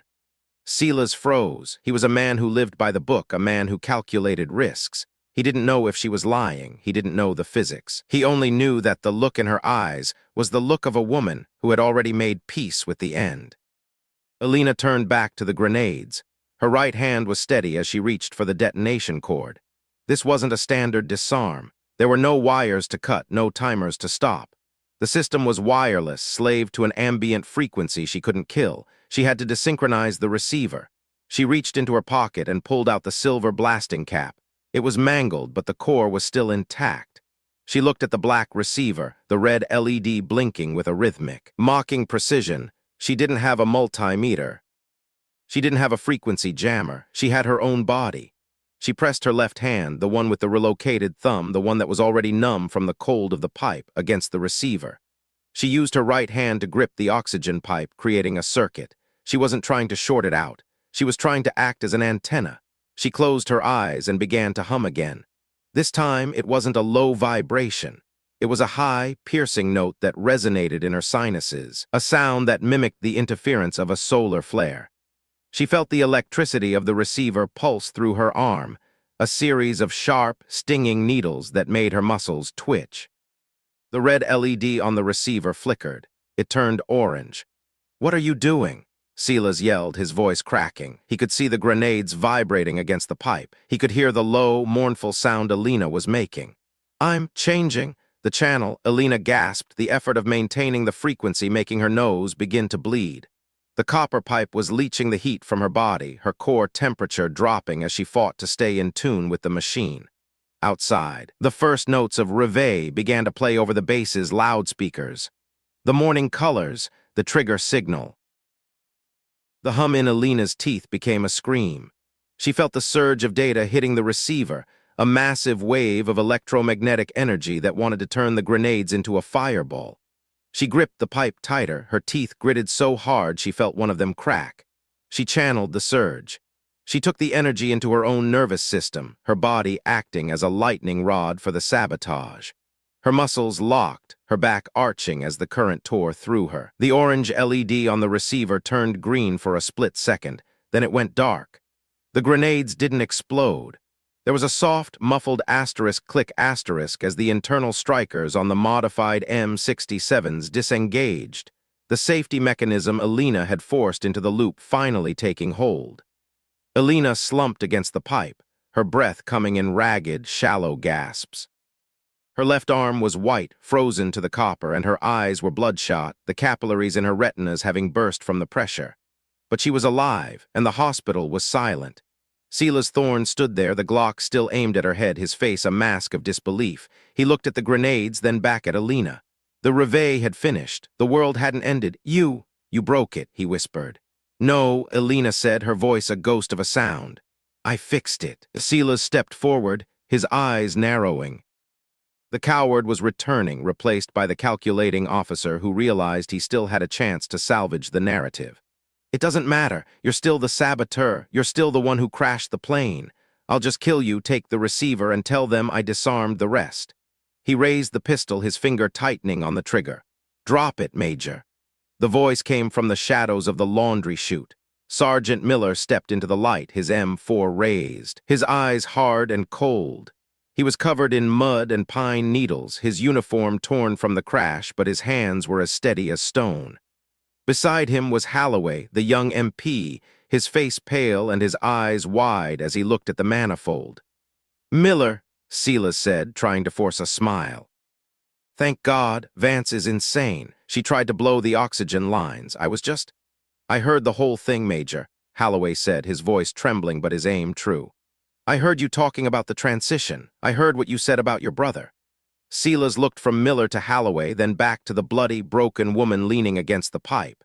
He saw the end of his career, the end of his clean lines, the end of the machine he'd tried to build. He didn't drop the gun. He turned it toward Miller.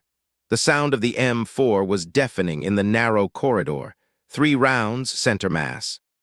Silas Thorne hit the floor before the echo had died away, his immaculate uniform ruined by 3 dark, blossoming circles of red. He didn't scream. He didn't say a word. He just stared at the ceiling with eyes that were already beginning to cloud over. Miller didn't lower his weapon. He kept it on the body for a long, heavy minute, his chest heaving. Then he let the rifle hang on its sling and ran toward Elena. Chief, he said, his voice breaking as he reached for her. Elena, talk to me. Elena didn't speak. She couldn't. Her body was still vibrating, the ghost of the frequency lingering in her marrow. She looked at her left hand, still frozen to the pipe. Miller pulled a warm compress from his first aid kit and began to gently thaw her skin, his hands shaking with a mixture of terror and relief. Holloway, get a med team down here, Miller barked over his shoulder. Tell them we have an officer down and we have a hero who needs a surgeon, now. Holloway scrambled for his radio, his voice echoing in the basement as he called for the trauma team. Elena felt the heat returning to her arm, the agony of the thawing tissue making her head spin.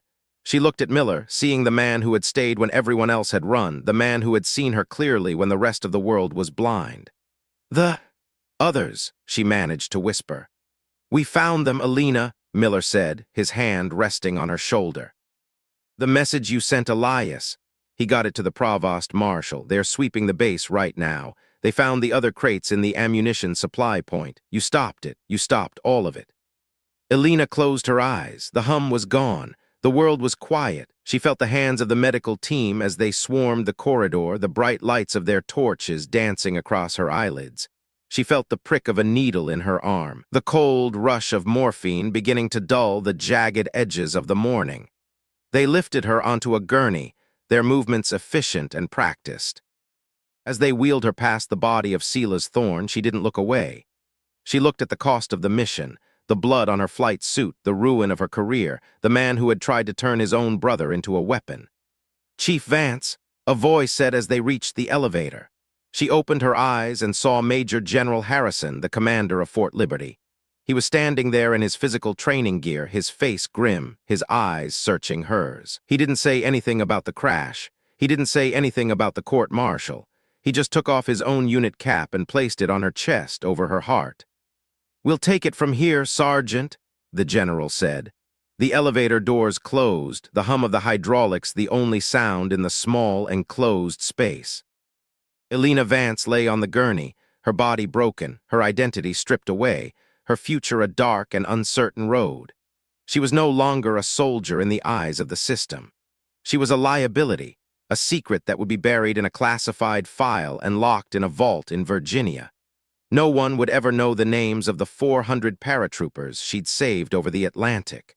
No one would ever know the names of the patients who were currently sleeping in the rooms above her, their oxygen still flowing, their lives still intact. But as the elevator reached the surgical floor, Elena felt a small, steady vibration in her palm. It wasn't a bomb. It wasn't a signal. It was her own heart beating in time with a world that was still turning. The reckoning was coming. The lawyers, the investigators, the men in dark suits who would want to know how she'd done it and why she'd broken every rule to do it. They would try to categorize her, try to explain her away as an anomaly, a fluke of the system. They would fail. Elena Vance closed her eyes and let the darkness take her, the smell of the hospital and the taste of her own blood finally fading into the background. She had done the mission. She had paid the cost. And for the first time since the hum began, she was at peace. But as she drifted toward unconsciousness, she felt a final, tiny pulse against her skin. A shadow moved in the hallway outside the surgical suite, a figure that didn't belong to the medical team or the MPs. A man in a dark flight jacket, his face obscured by the flickering fluorescent lights, watched the doors close. He didn't reach for a weapon. He didn't move toward the gurney. He simply reached into his pocket and pulled out a small, silver blasting cap, identical to the one Elena had crushed. He looked at it for a moment, the metal reflecting the sterile light of the hospital. Then he dropped it into a trash can and walked toward the exit, his gait steady and unremarkable. The best of us wasn't Marcus Thorne. It wasn't Sila's. It was someone who was still watching. Someone who knew that the machine hadn't just broken, it had been exposed. Elena Vance didn't see him. She didn't know he was there. But as the anesthesia finally claimed her, her thumb, the one she had broken to save 1,000 lives, gave a single involuntary twitch. The hum wasn't gone. It had just moved to a higher frequency, and Saturday was still 3 days away. The first dose of post-operative morphine hit Elena Vance's bloodstream at 04:12 on Saturday morning, but it did nothing to silence the rhythmic, electric clicking of the heart monitor that told her she was still a problem the United States Army didn't know how to solve. She lay in a secured recovery suite on the 4th floor of Womack Army Medical Center, her left arm encased in a heavy fiberglass cast and suspended in a neutral grip sling. The thumb she had relocated herself was a swollen, purple grape, held together by 2 titanium pins that the surgeon had hammered in while she was under. Every time the pulse oximeter on her right index finger blinked its red light, Elena felt a tiny, sympathetic twitch in the base of her skull, a phantom frequency, the leftover residue of the surge she'd absorbed in the basement oxygen vault. The room was silent, but it wasn't empty. A specialist from the 503rd Military Police Battalion sat in a folding chair by the door, his hand resting on the holster of his Sig Sauer M18. He was looking at his phone, the blue light reflecting off his glasses, but his posture was stiff. He knew who was in the bed. He knew that the woman with the bruised face and the shattered collarbone was currently the most radioactive person on Fort Liberty. Elena watched the ceiling tiles. There were 112 of them in her field of vision. Each one had a pattern of tiny, irregular holes meant to dampen sound, but to Elena they looked like a map of a signal she couldn't quite decode. She didn't ask for water. She didn't ask for the TV to be turned on. She waited. She knew how the institution worked. When something catastrophic happened, the first hour was for the medics. The second hour was for the fire marshals, Every hour after that belonged to the people with clipboards and non-disclosure agreements. The door opened at 05:30. The MP stood up straight, his heels clicking together on the linoleum. Two men entered.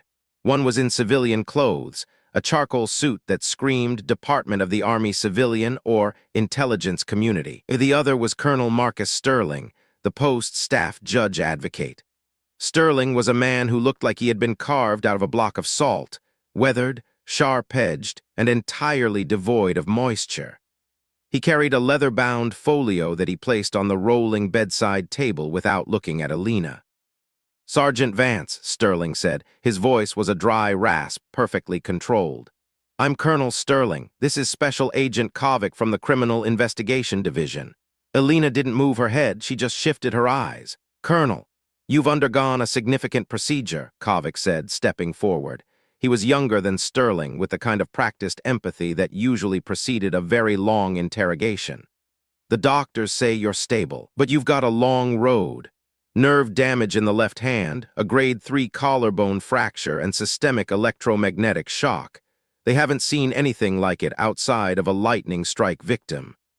"The hospital is still standing," Elena said. Her voice was thin, a dry leaf skittering across pavement. "It is," Sterling said. He opened his folio. "Major Silas Thorne is dead. Sergeant Miller is currently in a holding cell at the Provost Marshal's office, pending a discharge of firearm inquiry. The C-17 wreckage has been cordoned off as a Level 1 restricted site. And you, Sergeant, are currently the subject of an investigation into the unauthorized sabotage of a multi-million-dollar airframe and the subsequent events at this medical center." He pulled out a single sheet of paper. It was a DA Form 2823, a sworn statement. It was blank. "The narrative currently being constructed by the Pentagon's Public Affairs Wing is that a tragic accident occurred during a training exercise, and that Major Thorne was killed in the line of duty while attempting to prevent a security breach," Sterling said. He leaned in, his shadow falling across Elena's bed. "That is the story that protects the 82nd Airborne. That is the story that protects the Thorne family name. It is a very clean story, Elena." "It's a lie," Elena said. "It's a contingency," Kovic corrected softly. "The alternative is a story where a rising star major was a domestic terrorist, where the Army's EOD screening process failed to identify a high-level security threat, and where a disgraced sergeant with a history of insubordination acted as a vigilante. That story is messy. It involves congressional hearings. It involves careers being shredded like paper." Elena felt the hum in the room. It wasn't coming from a bomb this time. It was the vibration of the machine itself, the massive, grinding gears of the United States military trying to protect its own image. She looked at the blank form. She looked at the titanium pins in her thumb. "I saved this wing," she said. "We know what you did," Sterling said, and for a fleeting second the mask of salt cracked. There was a flicker of something like respect, or perhaps just a deep, abiding exhaustion. "The technicians found the receiver. They found the modified grenades. They've never seen a wireless trigger desynchronized like that. One of the MIT guys they flew in this morning said it shouldn't have been physically possible. He said the only way to do it would be to introduce a counter-frequency at the exact moment of the trigger pulse." He looked at her hand. "He asked if we had a portable jammer on site. I told him we didn't." "Saturday," Elena whispered. "What was that?" Kovic asked, leaning in. "He said it was a transition," Elena said, her eyes returning to the ceiling. "Silas, he said the military-industrial complex was a bloated beast. He said it needed a shock. This wasn't the end. Those grenades, they were just the flare." Saturday is the event. Sterling and Kovic exchanged a look. It was a look Elena had seen 1,000 times in the eyes of men who thought they were the smartest people in the room. It was the look of people who believed that because they had the rank, they had the truth. "Major Thorne is dead, Sergeant," Sterling said, closing his folio. "Whatever event he was planning died with him. What we need from you is a statement that aligns with the official record. You'll be medically retired, full benefits, a non-disclosure agreement with a very generous payout from a discretionary fund. You walk away, you get your hand fixed, and you never mention the name Silas Thorne again." "And if I don't?" Then we proceed with the court-martial for the destruction of the C-17, Sterling said. We'll argue that your electromagnetic synesthesia, as you call it, is a manifestation of undiagnosed PTSD-induced psychosis. We'll say you imagined the threat and caused the crash in a fit of mental instability. Miller will go to Leavenworth for the murder of a superior officer, and you'll spend the rest of your life in a federal medical facility. The silence that followed was heavy, pressurized. Elena could hear the hum of the HVAC system, the distant chime of an elevator, the frantic beating of the MP's heart by the door. She felt the weight of the institution pressing down on her chest, more suffocating than the fiberglass cast. "Get out," she said. Sterling didn't blink. "You have 24 hours to consider the statement, Sergeant. I suggest you use them wisely. The world is a very loud place for someone who can hear everything. You might find you enjoy the quiet of a civilian life." They left, their footsteps echoing with a finality that felt like a gavel. The MP returned to his seat, but he didn't look at his phone this time. He looked at Elena, his eyes wide and uncertain. He had heard. He was a kid from Ohio, maybe 22 years old, and he had just seen the curtain pulled back on the world he thought he was serving. Elena closed her eyes. She didn't think about the court-martial. She didn't think about the money.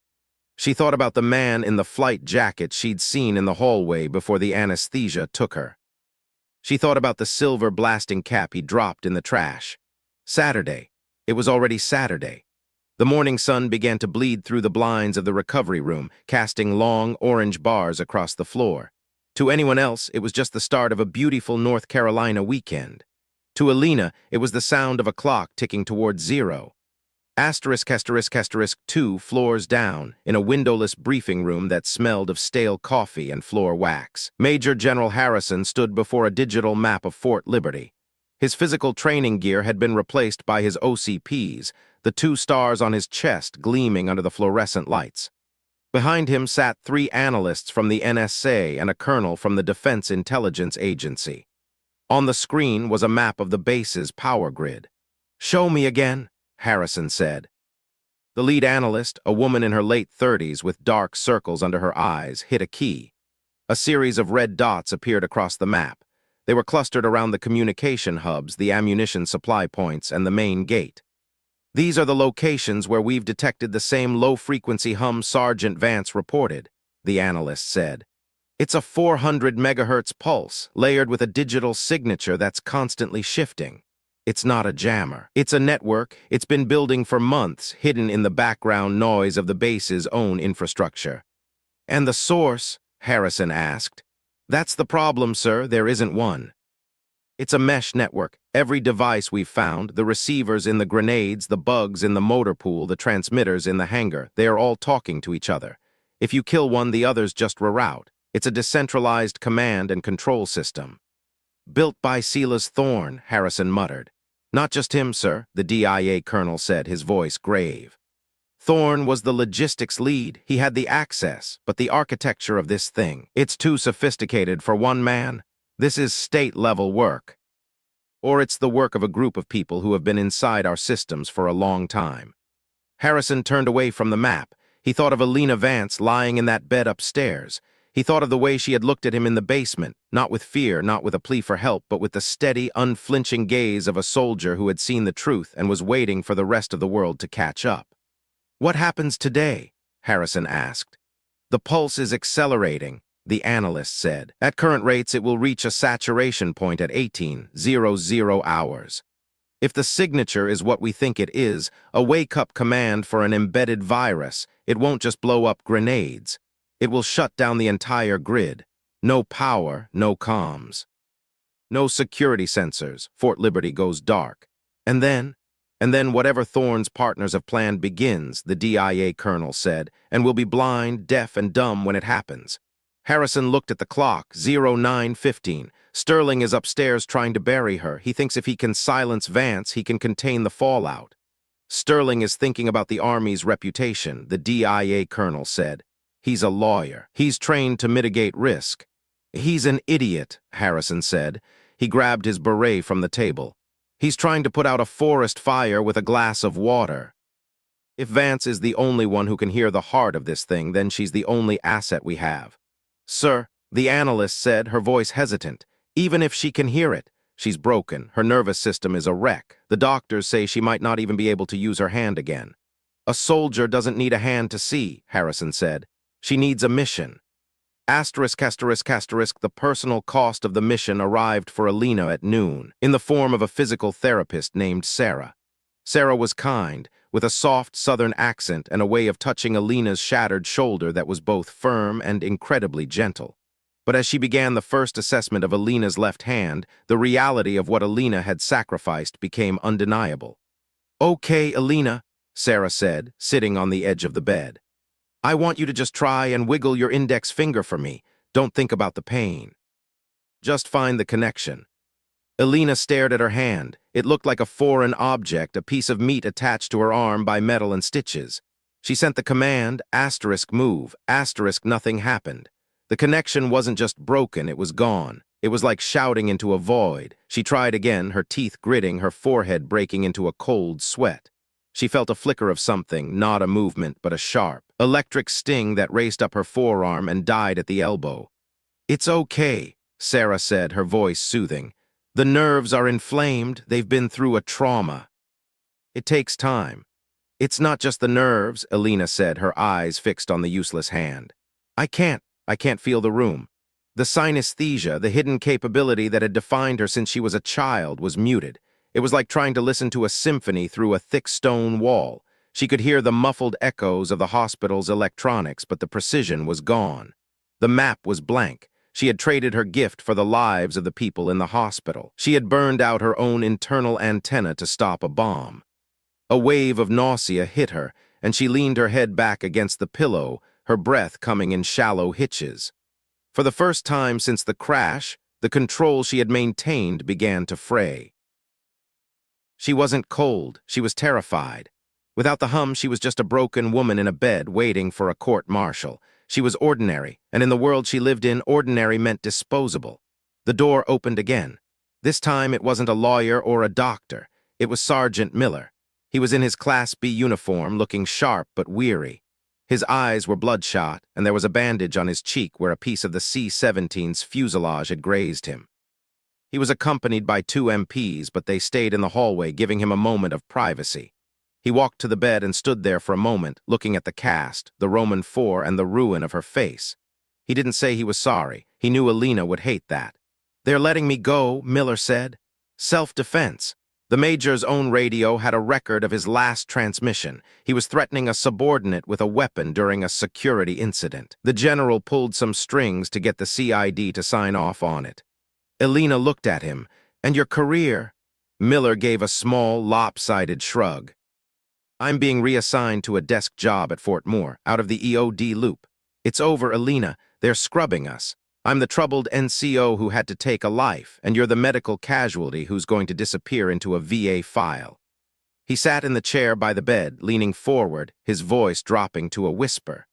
"Harrison is the only one who's not buying the Thornaz Lone Wolf story. He knows there's more. He's been in the basement for 6 hours with a team of analysts. They're finding things, Elena, things you were right about." "It doesn't matter," Elena said, her voice flat. "I can't hear it anymore, Miller. It's gone. I tried to move my hand and there's nothing. I'm just a sergeant now." Miller reached out and put his hand on her good shoulder. It was a specific moment, a shared weight between 2 people who had stood in the fire together. He didn't look at her with pity. He looked at her with the same clarity he'd had in the basement. "You're not just a sergeant," he said. "You're the one who knew. You're the one who rolled out of a moving Humvee with your hands tied behind your back because you knew those people upstairs were going to die. You didn't need a gift for that. You just needed to be you." He leaned closer. "The General is coming to see you, not as a patient, as a consultant. He doesn't care about your hand, Elena. He cares about what you know. He's scared. I've seen him in combat, seen him under fire in the valley, and I've never seen him look the way he looks today. He knows something is coming, and he knows he's blind to it." "Saturday," Elena whispered. "Yeah," Miller said. "Saturday, 6 hours until sunset." Asterisk, asterisk, asterisk, the reckoning for the men who had dismissed her began at 15:00 in the base's main operations center. Major General Harrison sat at the head of a conference table, surrounded by the heads of every major department on Fort Liberty. Among them was Colonel Sterling, looking increasingly uncomfortable, and the base's provost marshal, a man named Colonel Reed. On the main screen, a series of images were flickering, surveillance footage from the motor pool, the hangar, and the medical center. 6 months, Harrison said, his voice a low rumble that made the water in the glasses on the table ripple. For 6 months, Sergeant Vance was filing reports. She was noting anomalies in the maintenance logs. She was reporting interference in the comms loops, and for 6 months those reports were buried. Colonel Reed, your office dismissed them as technical glitches and operator error. Colonel Sterling, you personally signed the order to have her reassigned to the motor pool after she reported a discrepancy in the Major's cargo manifests. Sir, Sterling began, his voice tight. At the time, the sergeant's claims were unsubstantiated. She had a history of being right. Harrison roared, slamming his fist onto the table. The sound was like a gunshot. She told you there was a breach in the C-17's cargo bay. You ignored her. She told you Sela's thorn was compromising the security of this base. You treated her like a mental patient. And because of your procedural caution, we have a multi-million-dollar aircraft in pieces, a major dead, and a base that is currently being hijacked by a ghost signal we can't stop. He leaned over the table, his eyes boring into Sterling's. If this base goes dark tonight, and if American lives are lost because we couldn't see what a sergeant told us was there 6 months ago, I will not just end your careers. I will see you both in front of a firing squad for criminal negligence. Am I clear? The room was deathly silent. Sterling looked down at his hands. Reed was pale, his jaw working as he tried to find a response that wouldn't make things worse. They were men who had built their lives on the hierarchy, on the belief that the system was infallible. They were now facing the reality that the system had been a shield for a traitor, and that the only person who had tried to stop it was the person they had tried to destroy. Sir, Reed whispered, what do? We do what we should have done months ago, Harrison said. We listened to the expert. The transport arrived for Elena at 16:30. It wasn't an ambulance. It was a blacked-out Suburban with government plates. 2 Delta operators, looking like ghosts in their sterile gear, wheeled her out of the hospital through the service entrance. They drove in silence through the heart of Fort Liberty. The base felt different now. To the casual observer, it was a busy Saturday afternoon, soldiers in PT gear running along the trails, families heading to the PX, the distant sound of a firing range. But Elena could see the cracks. She saw the way the traffic lights were flickering, a rhythmic, stuttering beat that didn't match the flow of cars. She saw the way the security cameras were tracking, their movements jerky and unnatural. She couldn't hear it with the same clarity as before, but the ghost of the frequency was still there, a pressure in her sinuses that told her the network was reaching a crescendo. They arrived at the SIF, the Sensitive Compartmented Information Facility. It was a windowless concrete bunker, the most secure building on base. Inside, the air was cold and recycled, the silence artificial. General Harrison was waiting for her in a small, secure room filled with monitors. He dismissed the guards and sat down across from her. He looked at her cast, then at her eyes. I'm not here to ask for a statement, Elena, he said.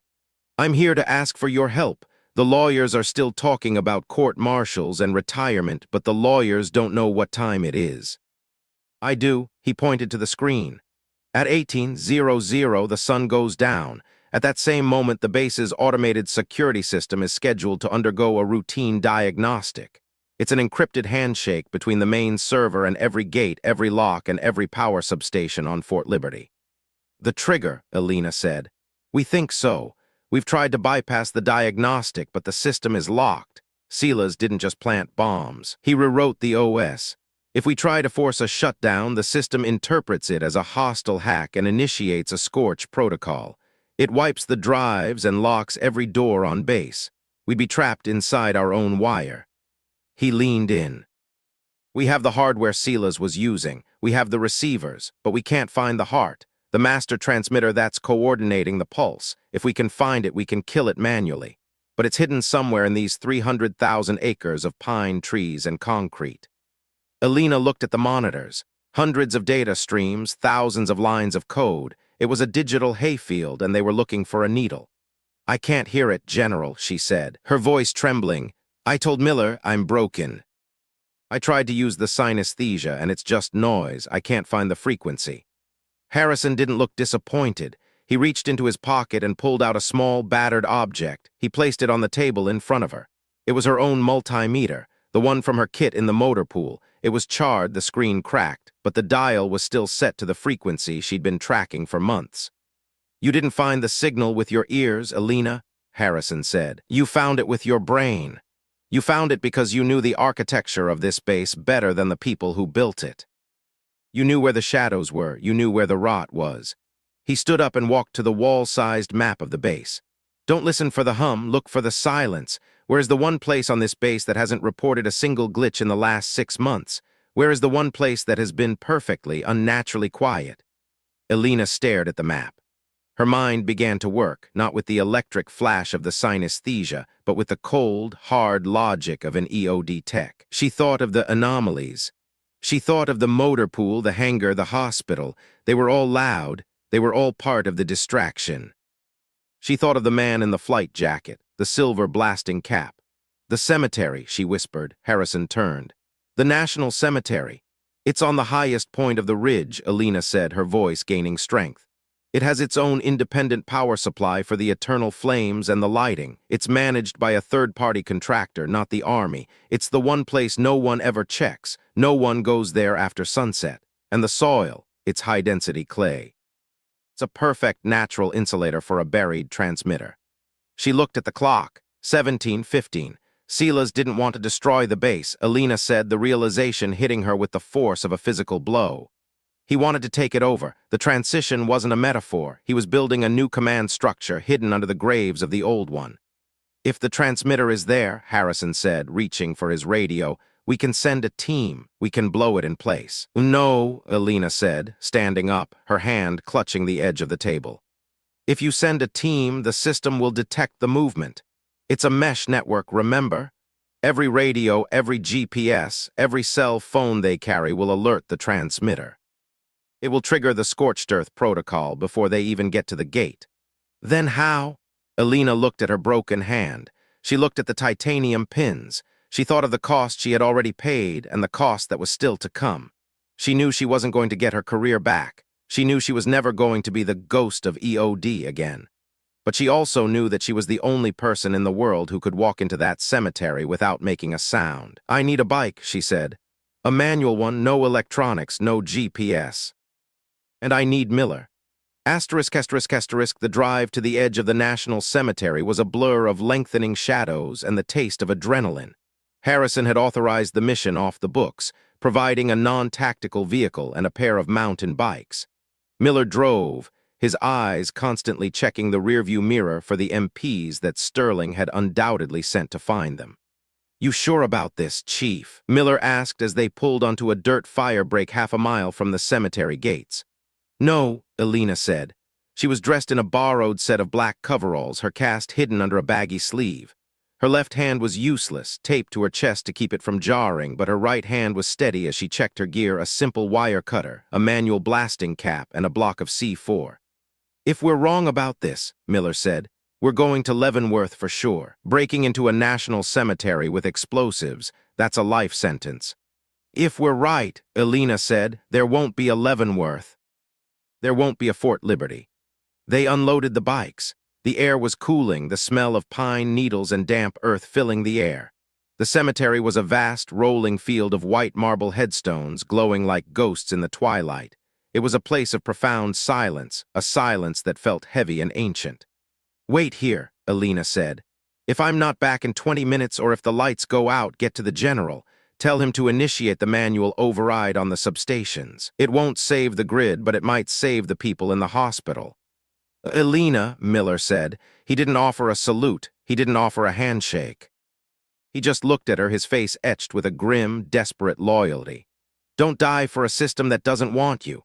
"I'm not doing it for the system," she said. She pedaled into the cemetery. The sound of the chain whirring was the only noise in the world. She followed the ridge line, her heart pounding against her ribs. She was looking for the silence. As she reached the crest of the hill, near the monument to the fallen paratroopers, she felt it. It wasn't a hum. It wasn't a vibration. It was a void. A 10-foot circle where the natural background noise of the world seemed to disappear. The insects were silent. The wind didn't seem to rustle the grass. It was a pocket of absolute artificial stillness. She dropped the bike and crawled forward on her stomach, the grass damp against her face. She reached the center of the void, a flat, unmarked stone near the base of a massive oak tree. She pulled her multimeter from her pocket and pressed the probes into the soil. The screen didn't show a number. It showed a flat line. The frequency was so high, so saturated, that the meter couldn't even register it. She began to dig.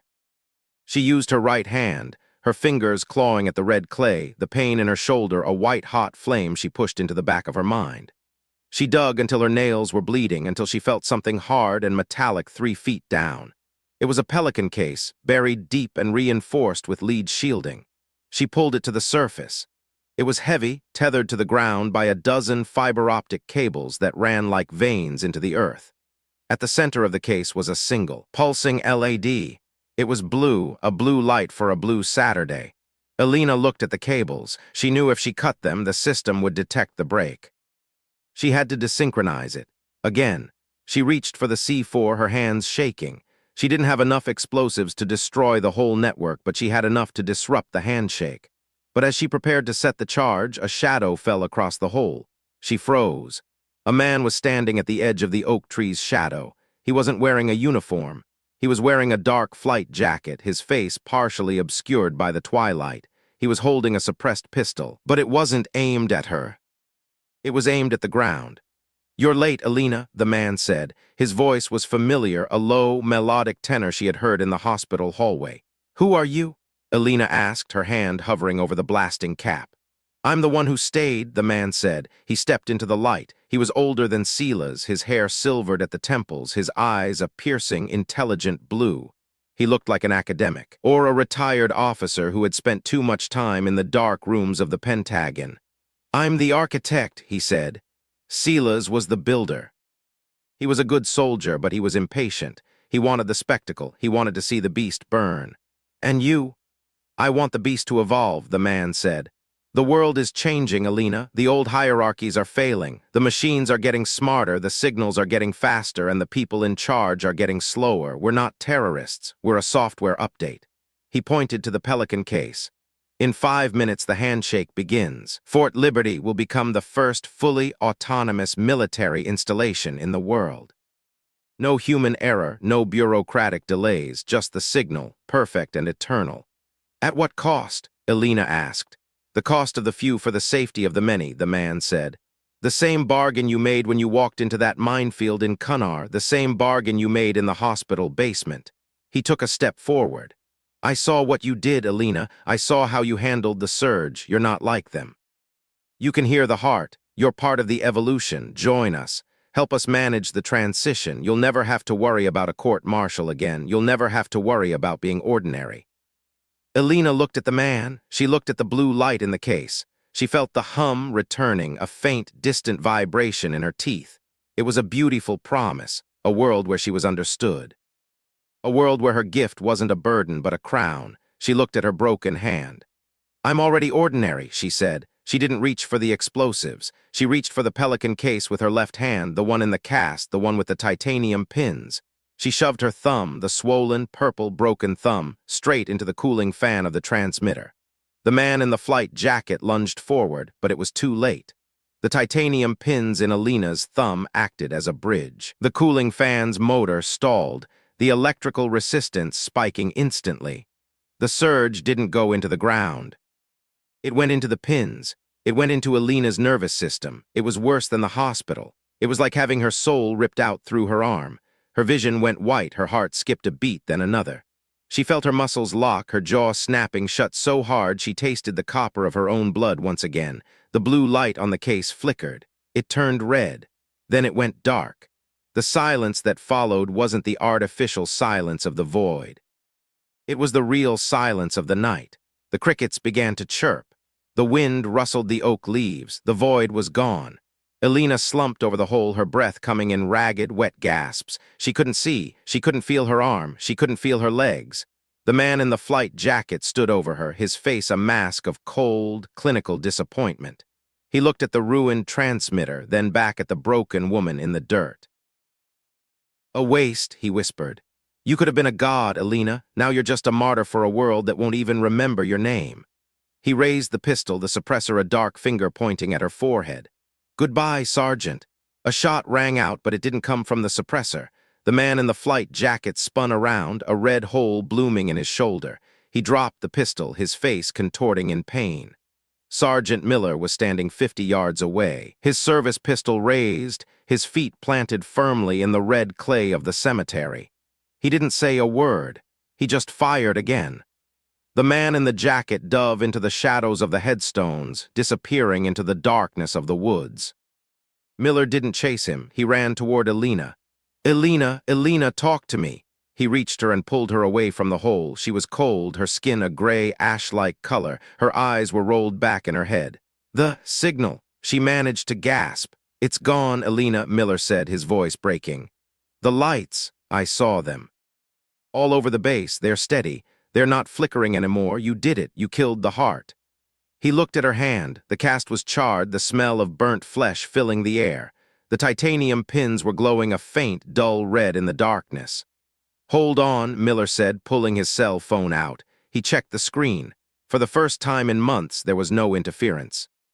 Just 4 bars of steady, reliable signal. "I'm calling the general, I'm calling the medics, just hold on."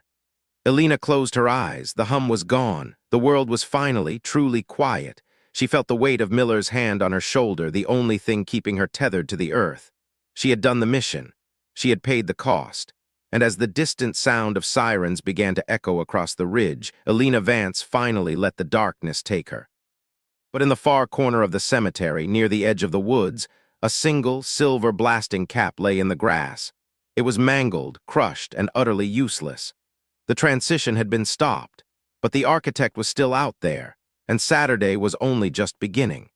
The secondary surge didn't just burn Elena's nerves, it rewrote the architecture of her silence. When the flight medics from the 82nd Combat Aviation Brigade reached the crest of the hill, their boots thudding against the damp clay of the National Cemetery, Elena was no longer a person. She was a conductor. The titanium pins in her thumb had acted as a lightning rod, drawing the final, desperate output of the mesh network directly into her marrow. As the medics leaned over her, their voices sounded like they were coming from the bottom of a deep, dark well, filtered through layers of heavy wool. She saw the flashes of their headlamps, harsh, clinical white, but she didn't hear the frantic rhythm of their commands.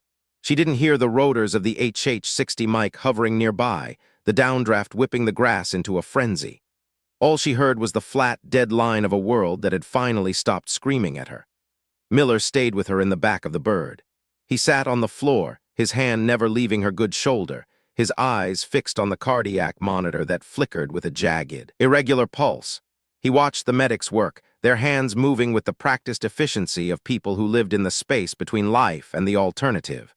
They were pumping her full of lidocaine and saline, trying to stabilize a nervous system that had just absorbed enough electromagnetic energy to blow a transformer. To the medics, she was a trauma patient with an anomalous injury.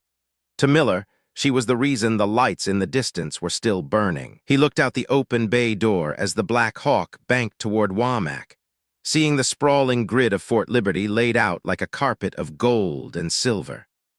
The heartbeat of the base was steady. The transition had failed. The recovery did not happen in the bright, public wings of the hospital. By the time the helicopter touched down, the cleaners had arrived.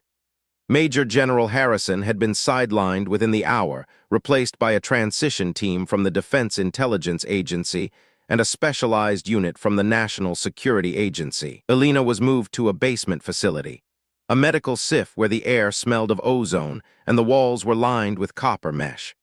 For 6 days, she existed in a state of chemically induced paralysis. They needed her brain quiet so they could map the damage. They needed her isolated so they could understand how a sergeant with a motor pool MOS had managed to decapitate a state-level cyber infrastructure with nothing but a broken hand and a box of C4. When Elena finally opened her eyes on the 7th day, the world felt heavy. It was a physical weight, like wearing a lead apron she couldn't take off. She looked at the ceiling, expecting to see the map of holes, the patterns of signals, the invisible threads of the world. There was nothing. The tiles were just tiles. The hum of the HVAC system was just a mechanical drone, devoid of the digital texture that had defined her life since she was 5 years old. The synesthesia was dead. The gift, the curse that had made her an outcast and a savior, had been burned out of her, leaving behind a hollowed-out space where the music used to be. "You're awake," a voice said. Elena shifted her gaze. It was a struggle to move her neck. Her left arm was no longer in a cast. It was in a specialized robotic brace, a complex assembly of carbon fiber and sensors designed to stimulate nerve regrowth. Sitting in the corner of the room, shadowed by the glow of a dozen servers, was Colonel Sterling. He looked older. The salt block mask was still there, but it was cracked. He wasn't wearing his folio this time. He was holding a cup of bad army coffee, his eyes fixed on the data scrolling across a tablet in his lap. "The doctors said the sensory deprivation might be permanent," Sterling said. His voice lacks its usual rasp. "It was just tired. They're calling it neuronal burnout, like a circuit that carried too much current. They don't know if the synesthesia will ever come back." Elena tried to speak, but her throat was a desert. She managed a dry, rasping sound. Sterling stood up and brought a cup of water with a straw to her lips. He held it steady, his hand surprisingly gentle, while she took a small, painful sip. "Where is Miller?" she whispered. "Sergeant Miller is currently at Fort Moore," Sterling said, sitting back down. "He's being processed for an honorable discharge. General Harrison made sure of that. He's going home to Ohio. He left a note for you. It's in your personal effects." "And Sela's. Major Thorne is being buried tomorrow," Sterling said. "Private ceremony, no honors. The official cause of death will be listed as a training accident. The wreckage of the C-17 is being sold for scrap. The files on the National Cemetery incident have been moved to a server that doesn't officially exist." Elena closed her eyes. The silence was deafening. "The man in the flight jacket, the architect." Sterling went still. The air in the room seemed to chill. "We found the body of a man fitting that description 4 miles from the cemetery. He'd been shot twice. Small caliber, high precision. He didn't have any identification on him, no fingerprints in the database, no DNA matches. To the United States government, he is a ghost who died in the woods." "He wasn't a ghost," Elena said. "He was the one Silas was working for. He said they were a software update. He said the system was failing." "The system is always failing, Sergeant," Sterling said, and for the first time, Elena saw a flicker of the man behind the rank. "That's why we have people like you to hold it together with duct tape and spite." The DIA thinks he was part of a domestic cell with ties to a private intelligence firm. They're chasing leads across 3 continents now. But the network on Fort Liberty, that's dead. You killed the master transmitter and the rest of the nodes self-destructed within seconds. The transition ended on that ridge. He stood up and walked to the foot of her bed. "There won't be a court-martial, Elena. There also won't be a medal. You're being processed for a medical retirement. 100% disability. You'll receive a pension, full medical coverage for life, and a very large, very quiet settlement from a discretionary fund. In exchange, you sign a lifetime non-disclosure agreement. You never speak of Sela's Thorne. You never speak of the signal. You never speak of the cemetery." He leaned in, his voice dropping to a whisper. "You saved this base. You probably saved the entire eastern seaboard's power grid, but the Army can't acknowledge how close we came to losing it. They can't acknowledge that a sergeant saw it coming when the generals were blind. You're going to walk away from this with your head up, but you're going to walk away into the shadows. Do you understand?" Elena looked at the robotic brace on her arm. She felt the weight of the silence, the crushing reality of a life that was now ordinary. She thought of the ghost of EOD. She thought of the woman who could hear the world. That woman was gone. She had been traded for a quiet grid and a secret history. "I understand," she said. The weeks that followed were a blur of physical therapy and bureaucratic processing. Elena lived in a liminal space, halfway between a soldier and a civilian. She worked with Sarah, the therapist from Womack, who had been cleared for the basement facility. They spent hours every day trying to coax life back into her left hand. The thumb was a loss. The pins had been removed, leaving behind a scarred, immobile hitchhiker, but the fingers began to twitch. The nerve damage was extensive, a map of fire that flared whenever she tried to make a fist. She learned to live with the silence. It was the hardest part. Without the synesthesia, her brain felt sluggish, disconnected. She would find herself staring at electronics, a microwave, a TV, a cell phone, waiting for the hum that never came. She felt like a person who had spent her whole life seeing in color and had suddenly been plunged into a world of gray. She was lonely in a way she couldn't explain to anyone, not even the doctors. She missed the music of the world, even the discordant parts. Miller's note arrived on the day she was cleared for discharge. It was a single sheet of yellow legal pad paper folded into a tight square. Asterisk Elena, asterisk it read.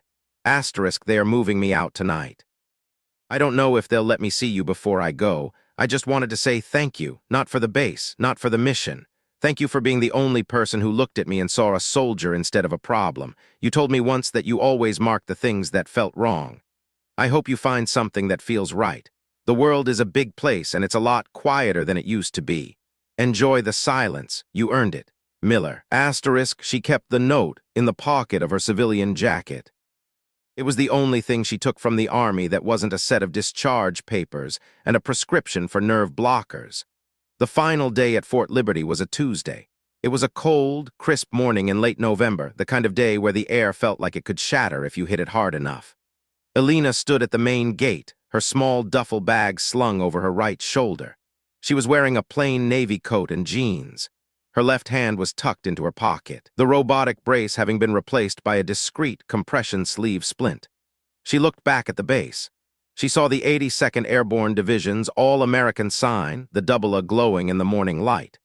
She saw the paratroopers in their PT gear, running in formation, their cadences echoing off the brick buildings. She saw the life she had known for 7 years, the hierarchy, the mission, the specific, grinding purpose of the institution. She was no longer a part of it. She was a ghost walking out of the wire. General Harrison was waiting for her in a nondescript sedan just outside the gate. He wasn't in uniform. He was wearing a flannel shirt and a baseball cap, looking like any other retiree heading to the hardware store. He didn't get out of the car. He just rolled down the window as she approached. "You need a lift, Sergeant?" he asked. "Just to the airport, sir," Elena said, sliding into the passenger seat. They drove through the outskirts of Fayetteville in silence. The city was waking up, the pawn shops, the tattoo parlors, the dive bars that catered to the soldiers. It was a town built on the friction of the military, a place that existed only because of the base. "Sterling told me you signed the NDA," Harrison said, his eyes on the road. "I didn't have much of a choice, sir." "There's always a choice, Elena. You just made the one that cost you the least. That's what smart people do." He glanced at her, his expression unreadable. The DIA found more of Thorne's transition kits. They were embedded in the communications towers at Fort Bragg, Fort Campbell, and Fort Benning. They weren't just targets. They were relays. If you hadn't killed the master transmitter, the whole network would have gone live simultaneously. It wouldn't have just been a blackout. It would have been a seizure. Every automated system we have, from the drones to the logistics servers, would have started taking orders from a source we couldn't track. "Is it over?" Elena asked. "For now," Harrison said. "We're scrubbing the infrastructure. We're going back to analog where we can. It's a mess, Elena. It's a 20-year setback for the modernization program. The Pentagon is screaming, but the analysts are terrified. They realize that our greatest strength, our connectivity, is our greatest vulnerability." He pulled into the drop-off lane at the airport. He put the car in park and turned to her. He didn't offer a handshake. He knew she wouldn't want it. Instead, he reached into the center console and pulled out a small, velvet-lined box. "This didn't come from the Army," Harrison said, sliding the box across the seat. "It's not in your file. It doesn't officially exist, but I wanted you to have it." Elena opened the box. Inside was a single silver coin. It wasn't a standard challenge coin. It was custom-minted, the surface smooth and unadorned except for a single image on one side. A small, stylized antenna, and on the other the word asterisk Audi asterisk, Latin for asterisk listen. "Asterisk, there are 12 people in the world who have one of those," Harrison said. "They're the people who saw the thing no one else saw. They are the ones who stood in the gap when the system failed. If you ever need anything, a job, a doctor, a way out of a dark room, you show that coin, someone will come." Elena touched the cool metal. For a fleeting second, she felt a ghost of a vibration, not a signal, just a memory of one. "Thank you, sir." "Don't thank me," Harrison said. "Just go live your life, find something that doesn't hum." Elena stepped out of the car and watched as Harrison drove away. She stood on the sidewalk of the airport, surrounded by families, businessmen, and soldiers going on leave. The world was loud. It was a cacophony of voices, of rolling suitcases, of overhead announcements. It was chaotic and messy and beautiful. She walked into the terminal, her left hand tucked deep in her pocket. She checked her ticket. She was going to Montana, to Billings. She had a sister there she hadn't spoken to in 3 years. She had a dog she had left with a neighbor, a big, dumb golden retriever named Bear, who probably didn't remember her. She had a house with a porch and a view of the mountains. She sat at a gate, waiting for her flight. To the people around her, she was just another veteran, a woman with a slight limp and a distant look in her eyes. They didn't know about the C-17. They didn't know about the oxygen vault. They didn't know about the woman who had reached into the heart of a digital god and torn it out with her bare hands. She reached into her pocket and pulled out her cell phone. It was a new one, a simple, rugged model with no extra features. She looked at the screen. It was dark. She thought about turning it on, about reconnecting with the world. But then she stopped. She closed her eyes and just sat there, listening to the rhythm of her own breathing. She felt the weight of the air on her skin. She felt the solid ground beneath her feet. She felt the presence of the hundreds of people around her, each of them a tiny, flickering light in the darkness. She wasn't hearing the signals anymore. She wasn't hearing the hum of the machines or the secrets of the wires. She was hearing the world as it was. The plane took off an hour later, climbing high above the North Carolina pines. Elena looked out the window, watching the lights of the world recede into the distance. She saw the patterns of the cities, the long, winding threads of the highways, the vast, dark stretches of the wilderness. It was a map she no longer needed to decode. She leaned her head against the window, the vibration of the engines a steady, comforting thrum against her temple. She thought of Miller in Ohio. She thought of Harrison in his office. She thought of Sela's thorn, buried in a grave without a name. She thought of the man in the flight jacket, waiting in the shadows of a world that was still changing. She knew the transition wasn't over. The architect was right about that. The world was getting faster, and the signals were getting stronger, and the people in charge were still slow. There would be more Sela's thorns. There would be more ghosts in the machines. But as she drifted off to sleep, the first real sleep she had known in months, Elena Vance realized something she hadn't understood when she was the ghost of EOD. The system didn't fail because it was weak. It failed because it was built on the assumption that everyone inside it was the same. It failed because it forgot that sometimes the only thing standing between the light and the dark is one person who refuses to stop listening. She reached into her pocket and felt the coin, the edges sharp and real against her palm. She felt the scrap of paper from Miller. She felt the weight of her own life, the cost, the loss, and the quiet, flickering hope that was still alive inside her. She was ordinary now. She was broken, she was silent, but she was there. The flight landed in Billings at midnight. The air was freezing, the sky a vast black dome filled with stars that didn't pulse. Elena walked out of the terminal, the cold biting into her lungs, the smell of snow and sagebrush filling her senses. It was a clean smell, a quiet smell. She called a taxi. The driver was an old man with a thick beard and a truck that smelled of tobacco and wet dog. He didn't ask her any questions. He just loaded her bag into the back and drove her out toward the edge of town. They pulled up to a small, white house with a picket fence that needed painting. The porch light was on, casting a warm, yellow glow across the driveway. A large, shaggy dog was sitting on the porch, his tail thumping against the wood as the car pulled up. Elena got out of the taxi. She stood in the driveway for a long time, just looking at the house. It was the place she had left behind when she thought she had to be someone else. It was the place where she didn't have to hear anything but the wind. The dog ran down the steps, his body a blur of golden fur. He skidded to a halt in front of her, his nose twitching, his ears perked. He let out a low, questioning whine. Elena knelt in the snow. She reached out with her right hand and buried it in the dog's thick fur. He leaned into her, his tail wagging so hard his whole body shook. He licked her face, his tongue warm and wet against her skin.